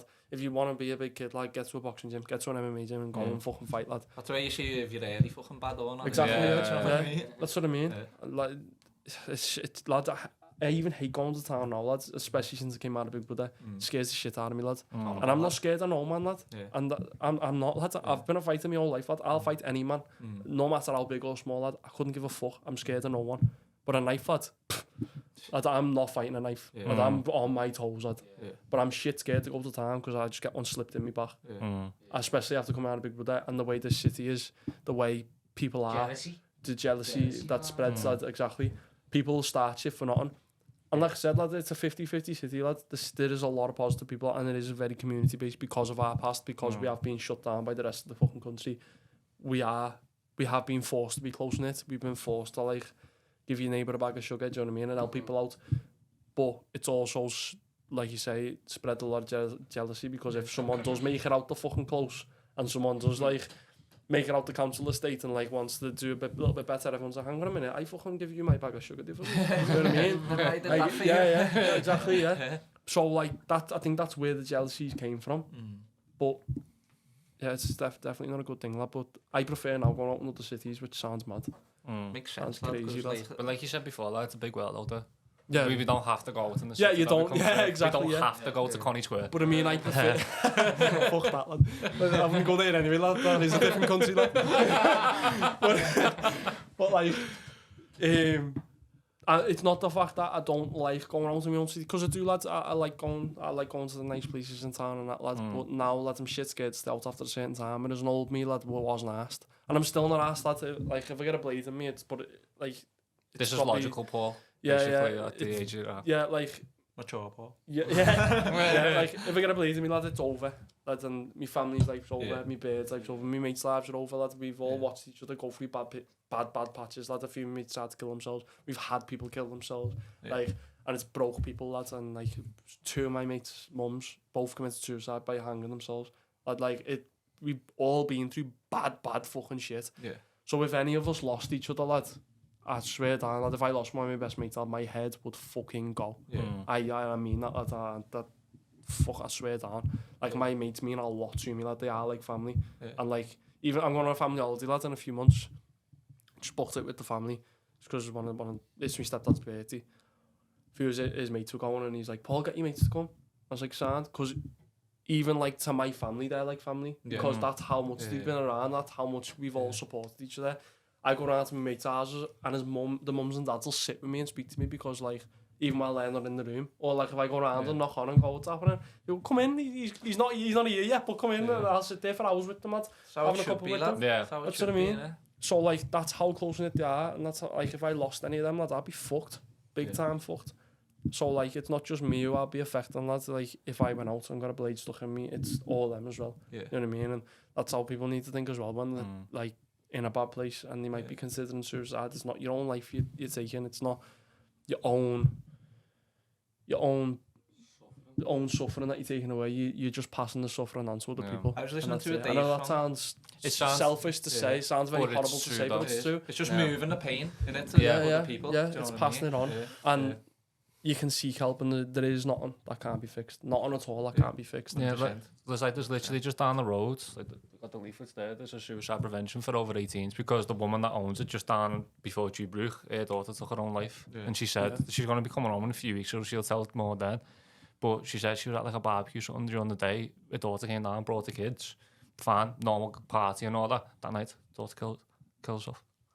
And it's just like, they had no idea whatsoever. Exactly. Well, for example, like, we've got a family friend, and like, he's been a family friend since like before I was even born. Like, he's me mum's and me uncle's like family friend, but Yeah.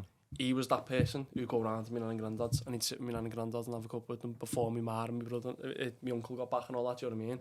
Like, he's been very close to the family. So I've grew up with him, like, being like uncle. You know what I mean? Like my uncle, he's never been like, oh, the family friend, such and such. He's always been uncle. And got to the point where he like kind of stopped going out with people, stopped seeing people as much. But it wasn't strange really for him to not be social. He was kind of antisocial anyway. He's very introverted, and like, he's only coming home and there was a few people there. If there's too many people, he wouldn't come. But it got to the point where it was more and more, but people were just like, oh, it's just him. Like, he's all right. And then they had like one day when it was his birthday, and he went out and he was fine. He had a bevy with them all. He was having a laugh at his boss, like, and they were like, he's fucking hell, he's all right. Do you know what I mean? He's absolutely fine. But it's not like they were questioning either, like, because it was just him. If that makes sense, like, they weren't questioning, not because that was just the way he was. Yeah. But the fact he went out with them and he was having a laugh, like, didn't raise any alarm bells anyway, is what I'm trying to say. A few months later, my mum got a phone call. He's killed himself, and we were like, what do you mean he's killed himself? Like, how? When? Like, where? Why? Like, there was so many fucking questions. So, he's been writing a death note, a death story, basically.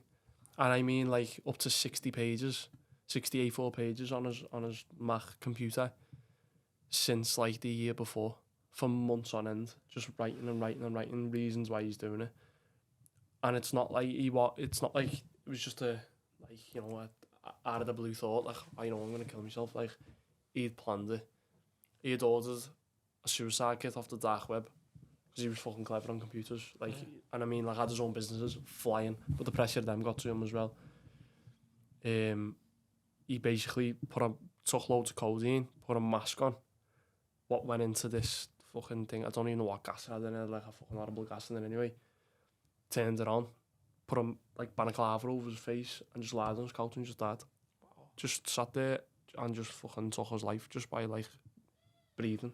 That's madness, you know. Like, he was just done with everything, done with the way of the world, done with politics, done with his job, done with family, done with everything. And he was just like, and he even said in the letter, at the end of the letter, that, like, this is how sad it is, because he was still putting jokes in the letter, and he was still like trying to have a laugh at people, even though he was taking his life. And he was still like putting little jokey things in, and like, it was nice for him to do that, but it was also how at peace was he with killing himself? How at peace was he that he thought that was the right decision? Like, how confirmed that was in his head to be okay with it, to just be like it's just normal, you know what I mean? Like, and all that did was just pass the pain on. Like, my uncle's fucking distraught. My mum's distraught. Like, they grew up with him like since they were like babies, and he's just gone now. And it's not like he's old, he's in his 40s. You know what I mean? Like, he just done himself in, and it's hard, it's scary, it's just, and you just would never know what these people are thinking or what they're going through, and you wouldn't have known he was writing a fucking suicide note for over a year. You know what I mean? And then at the end of the note, he was like, I don't want a funeral. I'm embarrassed for the way I'm going. I don't want no ceremony. Obviously they did. They did do one for him. Like, you would not, would you? But it was such a fucking sad funeral because of the way it was. It wasn't like he just died of natural causes. Like, he inflicted that on himself, and it was like, you could see everyone in that room who he passed the pain on to. And it's not like he's passed the pain on a little bit, he's passed the pain on times 100. Because it's all different people who are having to go through that now, knowing that they could have helped or could have tried to prevent it. But it's also very selfish saying that, because for him to be so much at peace with that thinking was the best option was so sad. But that's why I find now pushing people to create a safe space for the friends is so fucking important. Like, me sitting here now and saying to you, like, I'm making you feel comfortable with opening up to me is probably the best thing any fucking mate can do to anyone or any family member, because you will then feel comfortable to turn around to me and think, oh, you know, I'm having a shit day today. And that shit day might turn into the worst day in the fucking world, to the point where you might want to kill yourself. Like, you know, you never ever know. But if you're battling your own brain and you're used to telling me on a daily basis or a weekly basis, oh, I feel like shit today, or I'm actually having a good week this week. But if you're used to telling me shit like that, and I've created that safe space for you, in a few months' time, if you do feel that down to the point where you think, shit, like, the only way out of this now is to kill myself, you might turn around to me and say, Paul, I actually thought about committing suicide, you know. I actually thought about taking my life, or I'm actually thinking about it, because I've created that safe space for you. You've opened up to me, and you've actually helped yourself. You've actually avoided it yourself. I haven't done that. You've done that yourself. But I've created the safe space for you to be able to open up to me. All that then people need is that. They need that safe space. And I feel like a lot of people who have went to commit suicide haven't had that person for them. Haven't had that person around who they've been able to speak to and open up to. A lot of things could be prevented, I think, if someone is considering it and they have that safe space with someone to say, listen, I want to commit suicide. They could do so many different things to help prevent that. Whether it's ring the busies, whether it's get them sectioned, whether it's actually sit and speak to them and talk it out with them, whether it's even just fucking, like, it could be like a debt they've got and they just pay the debt. You know what I mean? And that whole thing's gone. Like, you don't know what the reason is, but if they sit and tell you the reason, you can't help. You can't help them, and even if you just sit and listen to them, that could be enough help. No. And I had a friend, a girl called Neve, and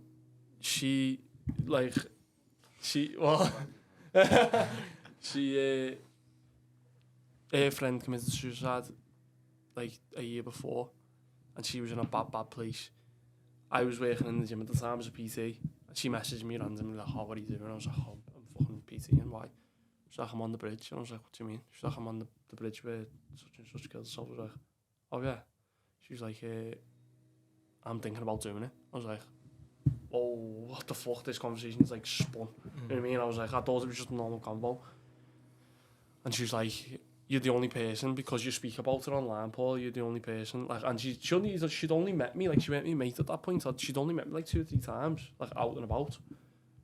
But she's like, "Because you speak about it, Paul, online, I feel like you're the only person that I could actually sit and speak to," you know what I mean? Like, turn to, but like, it's like, and I was like, "Okay, where are you?" Send me like a location. She did. I went and picked her up off the bridge. I just left work for fuck that. I'm not having a girl telling me she's committing suicide, and then like, imagine I wouldn't have done anything. Yeah. You know what I mean? Imagine how my conscience would have been. Literally went and picked her up, lads. Sat with her for like 4 hours in my car, just blowing smoke up her ass, and she left the car laughing her head off. Do you know what I mean? And now she messages me like every other month, like, "You're alright, Paul, how you doing?" I'm like, "Sound, how are you doing?" She's like, "I'm on my nursing course, I'm doing this and that, like, flying, fucking, I've had an argument with my fella, but it's all good, like, fucking, like, I had an argument with my ma, but it's alright, or fucking, my dad's doing well," like that. And it's just like, now, it's like, she's just back to her normal self, lad. And all it took was for me to create the safe space online for someone to think Paul's the person I can message.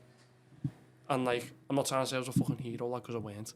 I'd say you was, though. I'd say you was. That is a hero, lad, to me. Like, she helped herself. I think she helped herself, lad. I created the safe space, fair play, but she helped herself, lad, knowing that she had someone to go to. And I find it crazy that it was me, because all I'd done was share videos online of me. Like, even at that point, lad, I was still sharing me mad TikTok videos. I'd taken my top off, fucking shaving my own head and all that. But I was still sharing stuff about mental health. And she turned to me out of everyone in the world, lad. Do you know what I mean? And that's all it took, was for me to share a video online.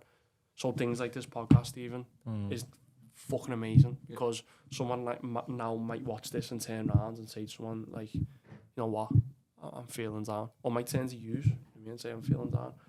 And I think that's just what people need. They need the safe space.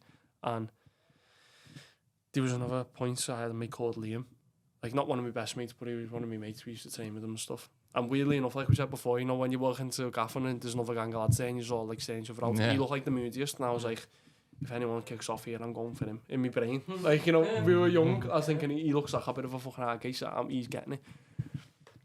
And lad ends up speaking to him, and he trained, and he was like, "Oh, I'm doing a white collar fight soon." I was like, "Oh yeah," I was like, "I don't like white collar, but like, you know, if you want to get down to our gym," and I ended up training him, lad, and he was like, ends up being like one of my proper good mates. He ends up training all the time, and it's always that kid who thinks they're not bad you end up speaking to, and he's always actually like the soundest kid in the room.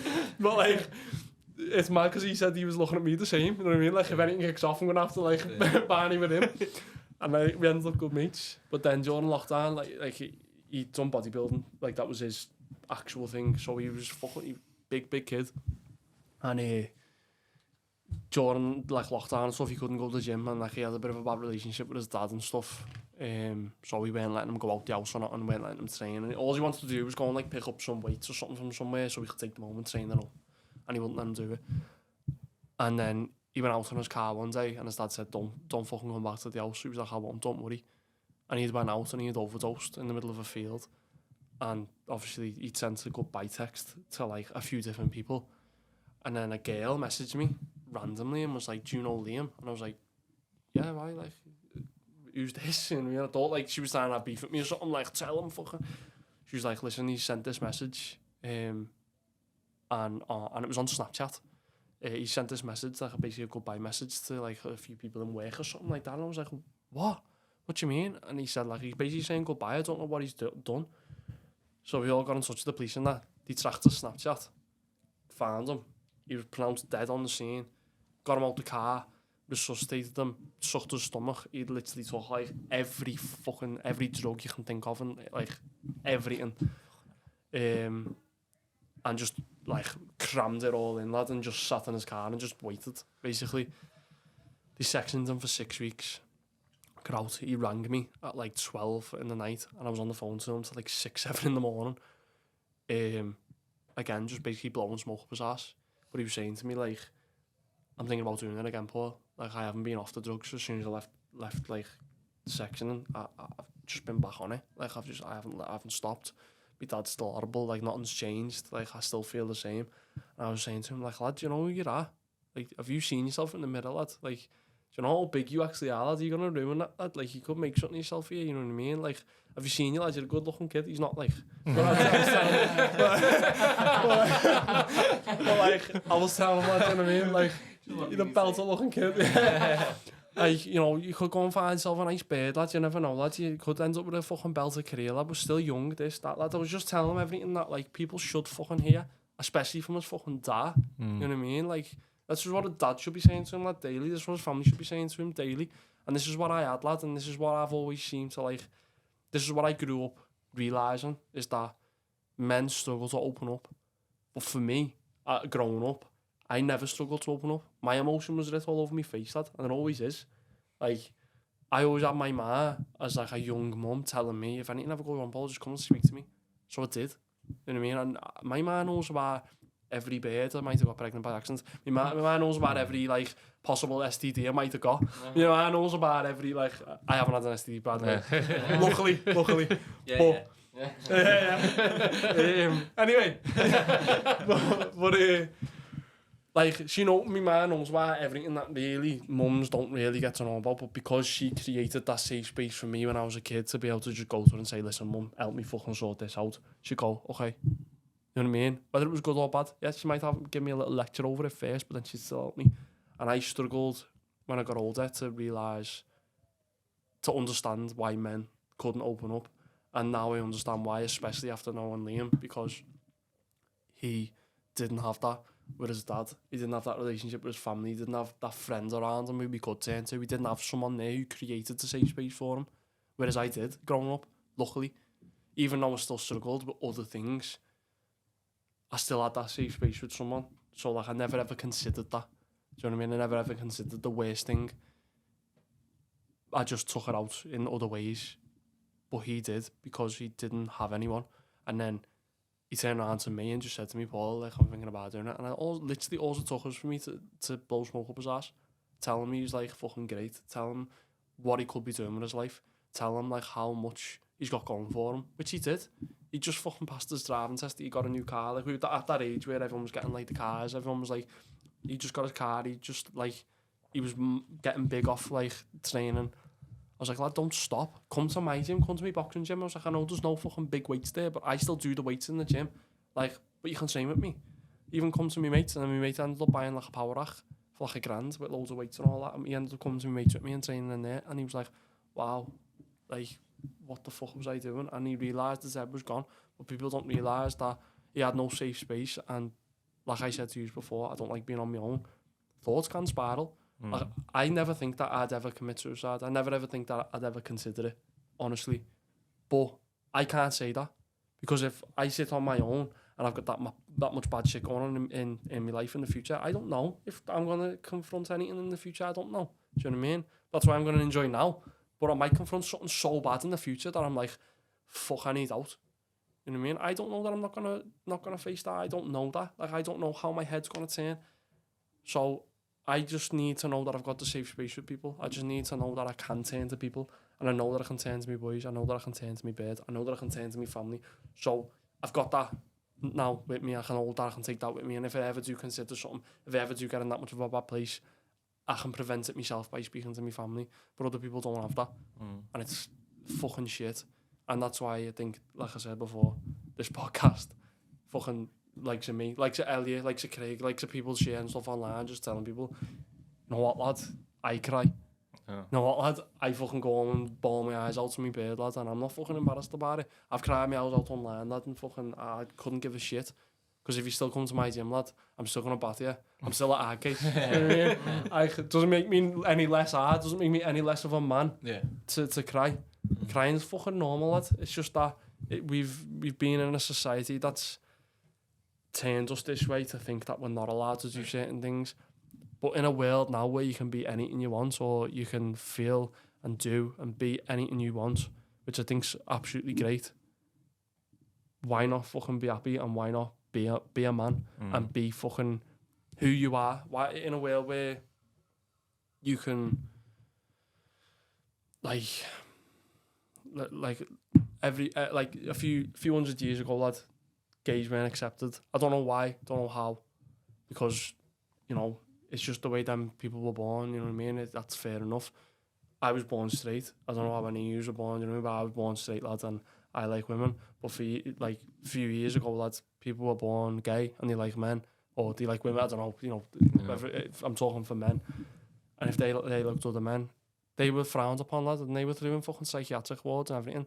But now in a world where it's acceptable for you to be who you are, it's acceptable for you to now be free in a country like this. And I know freedom of speech exists to an extent, but why not use that freedom, use that freedom of being who you are to just like speak out and just like be the man. Like I think it's more manly to speak to someone about your feelings than to not. I think it's more cowardly to not say and not speak up and not be open about your feelings. If you're scared of someone's opinion, or if you're scared of someone looking down on you for being down, then for one, you're not in the right network of people at all. You need to find a new network. And two, then people have obviously made you feel like that's cowardly to do that. And it's more manly to fucking actually sit there and go, you know what, and own your shit and say it with your fucking chest and be like, you know what, I cry, lad. And what? I've fucking sparred in our boxing gym, lad, before, and being swatted by decent pros, like when I've been younger, and cried, lad, on the corner of the ring. You know what I mean? And then got back up and sparred someone else a few minutes later and absolutely bingoed them. You know what I mean? Like, it doesn't make you any less of a fucking man. It doesn't make you any less of a fucking hard case, lad. In the most probably masculine, toxic sport in the fucking world, in combat sport, people still fucking cry, lad. People still are down. And probably the biggest sport where people do get down, because it's your whole manlyhood, lad. You feel less manly when you get beat. You feel less manly when you've been chinned.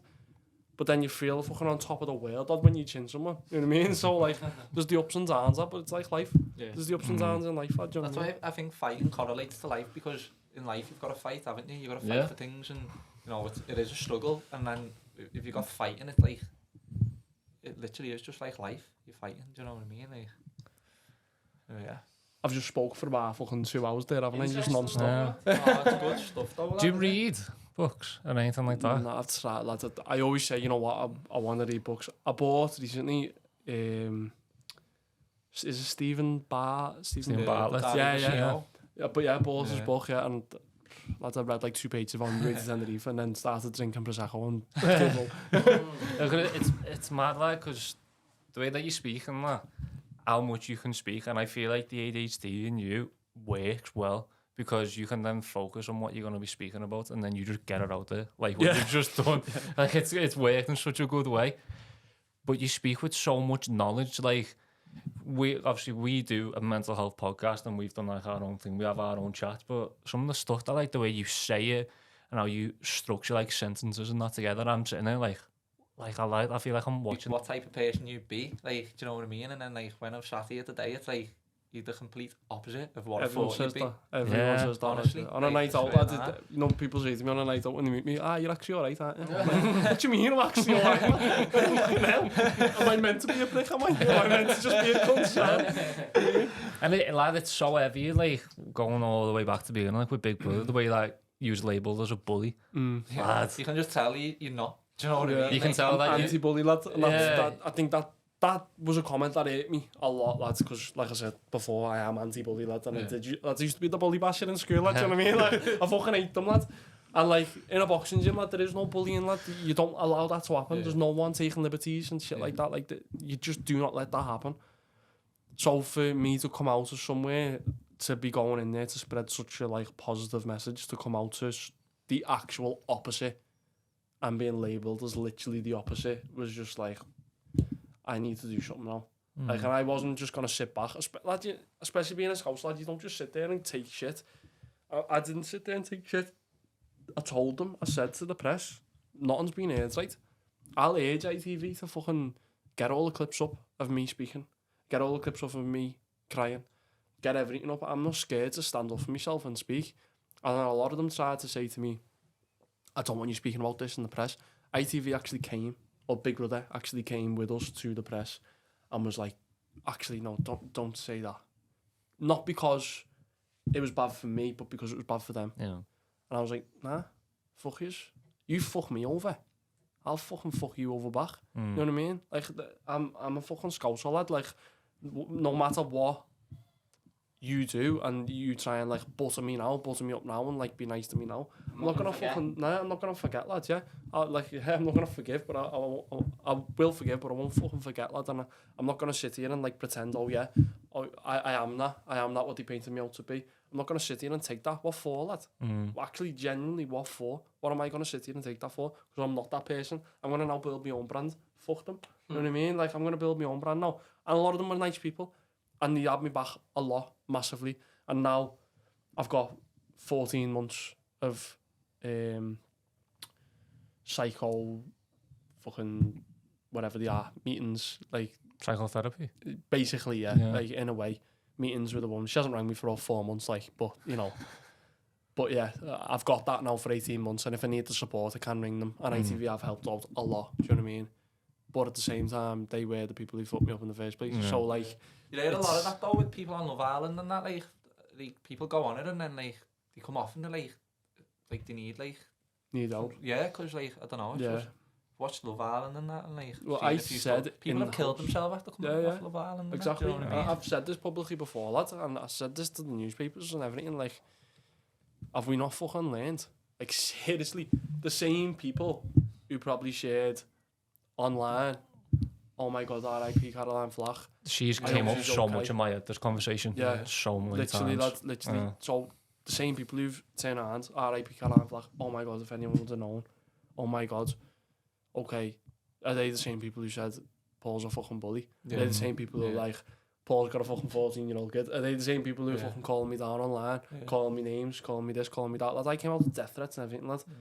I blocked the fucking shitty comments. I blocked like bad messages and shit like that. But I guarantee if I opened them up now, you'd see them. I've had loads of death threats. Because when I first opened them up, they weren't blocked. And I've seen a few of them. But like, at the same time, it was like, there was one bad message to 100 positive ones. When I've looked at it in the end, but you don't focus on the good ones, you focus on the bad ones. Yeah. And the death threats are the worst because it's like, I know where you live, I'm going to get, and you're like, fuck off, you muppet. You're not going to do nothing and you don't know where to live. But, like, for some people, I can see why it gets them so much, and I can see how, because I did start to spiral, lad, and I was, like, it was borderline alcoholism, lad, the way I was going. Didn't see it at the time until my bird turned around to me and said, Paul, you're one moody fucking bastard at the minute, you know, and I think it's because you're drinking, and you're drinking all the time, and you've been to the gym once today, you haven't been twice, or, you know, you've been to the gym once this week and you've been partying the rest of the week in London, do you know what I mean? And I'm like, oh, nah, it's alright, because I know when it comes to the time when I need to train, it'll be okay. And she's like, okay, well, when? I'm like, shit, yeah, like, so like that, and that's why I said in Tenerife, like, this is going to be my last time a bevy. You feel alright when you're in Aldi, don't you? The sun soaks the bevy up in a way, like, you feel alright, don't you, when you get up? But, like, when I got back, I'd have stopped, and I've just been fully focused back on training again. Now I'm back focused on my health overall, lad, and I feel the best I've ever felt, lad. Again, feel like I used to feel before Big Brother. I feel fucking great, and that's how I feel great, lad, and that's why I try to urge so much people going to the gym, people focusing on the health, people focusing on like being active, just moving. Just you don't have to go to the gym, like I said. If you get up, lad, then you paint and be creative. You get up and play your fucking guitar. You get up and set your mind to something else that's not social media. No. That's not having a biff there. That's not fucking like, you know what I mean? Like, even having a coffee, lad. Like I've tried to now swerve the caffeine because I've seen it like within an hour of the day, because it makes you crash quicker, because it like you got to let your body basically fucking settle before you have caffeine. Yeah, sort of that. Yeah. And it does, it makes you feel so much better, lad. Even though I'm sat here with a can of monster. Like. I was about to go, what's that, like? No, but it's moderation in it, though. Exactly, yeah. And that's what, you came here at 12:30. Yeah, exactly. On time as well. Well, like, caffeine as well is another thing, though, which weirdly I've struggled with, because it's the ADHD thing. So what I've learned about ADHD since knowing about having it, a lot of people have ADHD, it makes them very, very... what's the word? Very introverted. Makes them very socially awkward. Makes them very anxious. Like makes them anxious about being around people. Whereas, like I said before, I'm very extroverted. My type of ADHD is the complete opposite. And what I've learned is, I think I said before, that my dad went to therapy, and he basically advised him that I've been asking these questions, even though they're not to do with your mum. You've got ADHD, and he was like, "Wow, really? Okay." And he was like, "Okay, yeah, we think your older son's got it as well, and this and that." So yeah, that's how I came to know. And what I've learned about it is, apparently we're deficient in dopamine. So we don't get enough dopamine hits, or as much of a dopamine hit as what, like, say you don't have it. I don't know if you do or you don't, but say you didn't. You say you fucking go out and dance on a night out without a bevy. You're sober and you go and have a dance. Your dopamine comes to here. Your dopamine levels. If I go out and do the exact same thing as what you've done, mine comes to here. So a lot of people think people with ADHD fidget, go above and beyond because they're just a bit mad, or because it's not that. It's just, we just don't have enough fucking dopamine. We have a deficiency of dopamine. So I'll go out and dance and then do a backflip and have a bevy and then neck a bird and then I'll get to this level. Do you know what I mean? You're looking for the next level of stimulus every single time. Yeah. So caffeine is a big thing for me. I use it to my advantage because it releases dopamine, which I didn't know until now when I had ADHD, because I've always drank caffeine, and a lot of it. Sometimes I drink a gram of caffeine a day, which obviously if you go to the gym and you know about. So that's why people have pre-workout before they go to the gym or something like that? Yeah, well, a typical pre-workout, like a strong pre-workout, will have about 350 milligram. Yeah, I used to double scoop sometimes. Yeah, heavy, so do I. Belter. But like, I can drink, say that's a normal pre-workout, what is it? It doesn't tell you on a Monster, but it's 300, no. Yeah, I think it's like 250 milligrams to 300. It doesn't tell you on the can, because I tried to find it one day when my baby was having one. I was like, where is it? Google. 30. Yeah, it's about 250. 150, 160 milligram in that. So I have, just to put it into perspective, if I have a gram of caffeine, I have 1,000 milligram of caffeine, and I can still fucking sleep like a baby, because it just doesn't have no fucking effect on me because of the ADHD, which I didn't know. So I used to say to people, listen, I can drink caffeine and go to bed. I could drink one of them or two of them and go to sleep and sleep all night through. And they're like, nah, fuck off. And I was like, no, I'm being fucking serious. I can go to sleep. Like, and they're like, nah. And when I'm at my bed, I was doing it. And she was like, how the fuck do you do that? And like, obviously, then like, it's the ADHD. Like, it releases a normal amount of dopamine. It gets to me like a normal, neutral amount of dopamine for me to just like be walking about life, just like feeling sound, feeling normal. But I'm actually like a little bit depleted in dopamine if I don't have it.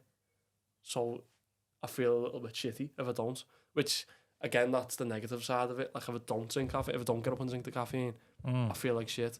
But if I leave it an hour again, like I said, and then have it, I feel okay, and I know how to manage it a little bit better. I feel like you're diagnosing me right now, because I'm the exact same. So like Derek, like that we talked about before, I used to kip in his all the time when we were in school. But I used to buy Still do, don't you? Yeah, skip on his couch. So no, like on the couch, yeah. It's a double couch, that'd be shit. Do you know like the £1 bottle of Boost that you can get? Like I used to be able to get, like the big ones. Yeah. Like, I used to be able to shriek that before. Like I'll go kip on the couch and just kip. Yeah. And like I can take double pre-workouts. Like I've stopped it now. Like, but I used to take like double pre-workout like 5:30 when I got to the gym and go home and actually sleep like a baby. Yeah, exactly. Yeah. Love. That might also be a crash, because you can crash off it. Yeah, I know about like crashing, but there's been like the past few months where I've been thinking I'm definitely got ADHD. Like I have been thinking it, so. Hey, we'll all have to like actually like link up after this sometime, no? Like even if it's the gym or something, do you know what I mean? I think it'd be good, like, do you know what I mean? Like, yeah, 100%. It is. Get us all to Mama Sam with Craig. I know, he leaves. Before he leaves. Before for me, Where's he going? He's not managing of a bar, which is mad, because I've always known him in bars. That's all that's how me and him are mates. So Mad. I've always known him in the bars, and then I ended up working with him in Alma years ago, on the bar with him, and then like ever since we've been like boss mates. He's just a boss lad, isn't he? And then he's bounced around, but then now he's just not going to be existing in the clubs. It's just weird that like I a just career always change follow him. kind of thing, is it? Or? Yeah, basically, he just wants to do like basically more of what I'm doing now, and he's getting the radio and stuff, isn't he? And, Like, he just wants to focus on himself now, build his brand. I feel like that suits him though, doesn't it? Like that kind of stuff, like... Proper. Yeah. Like, he's worked in the clubs now for fucking years. Like, everyone knows him. You say to someone in the pill, you know, Craig, and like, yeah, what's it, Craig? You don't need to say his surname. Literally, Craig and Tom. Well, how long have we been going for? 3 hours. Fucking hell. Yeah. Hey, do you know, genuinely, before when I said this was for the podcast, I genuinely believed that we weren't... Like, I thought we were just chatting between us before we start. No, like, we was actually just recording. You probably recording. think, what's he on about? I realised like an hour in, like, actually, we're doing this now. Do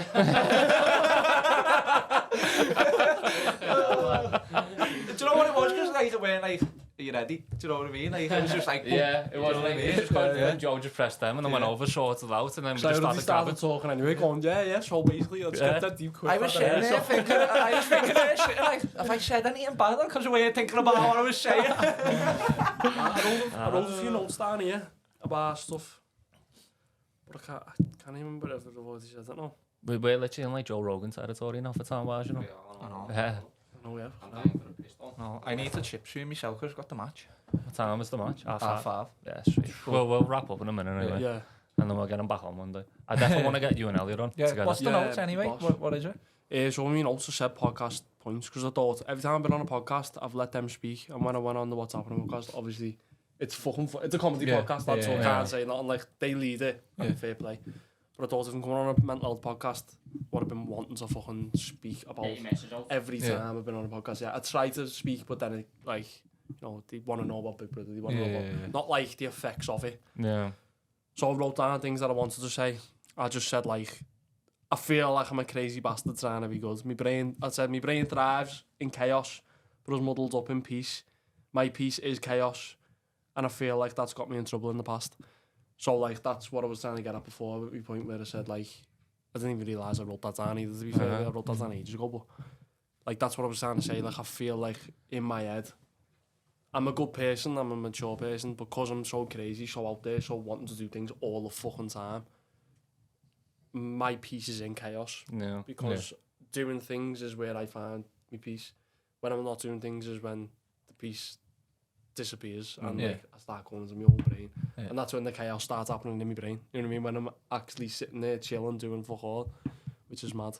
That's why I'm thankful for my bed and shit like that, because that's what's helped me out. And I said, started to view sex as an activity rather than something intimate. And I think that was obviously the sex addiction, obviously, but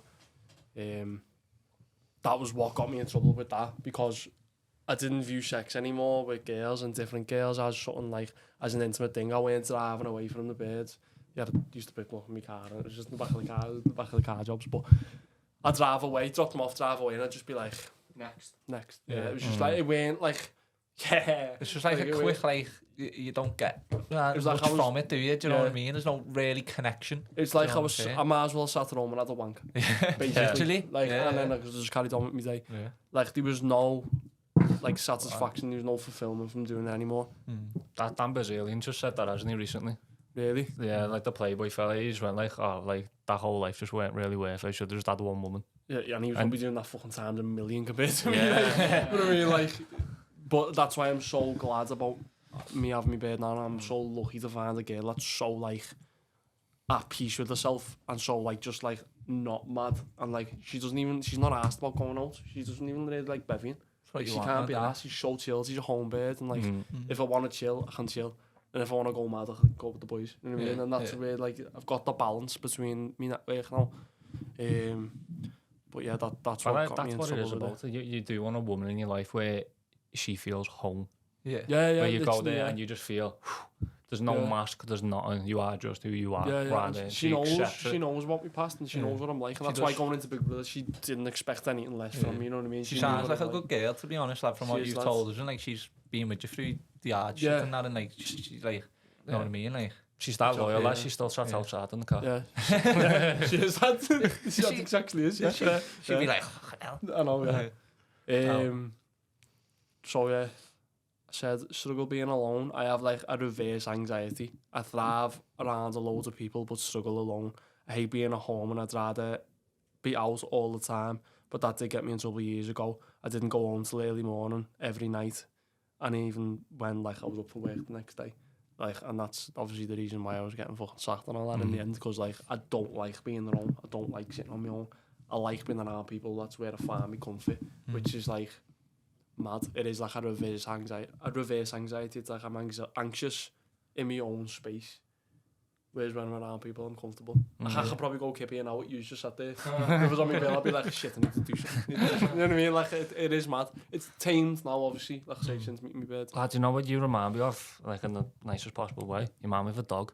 When dogs are home, like home on their own. What dog? Yeah. So I'll leave our Vinny in the house when me and Ash go to work, lad, and he's like, he doesn't know what to do himself and all that. He's just there, like he's probably in his own head. But as soon as we're home and he's around people, he's just chilled. He's content. He's like, he's happy. Yeah. Like he just feels at peace and all that. He feels right. That is basically what I'm Do you know what you remind me of, lad? A cat.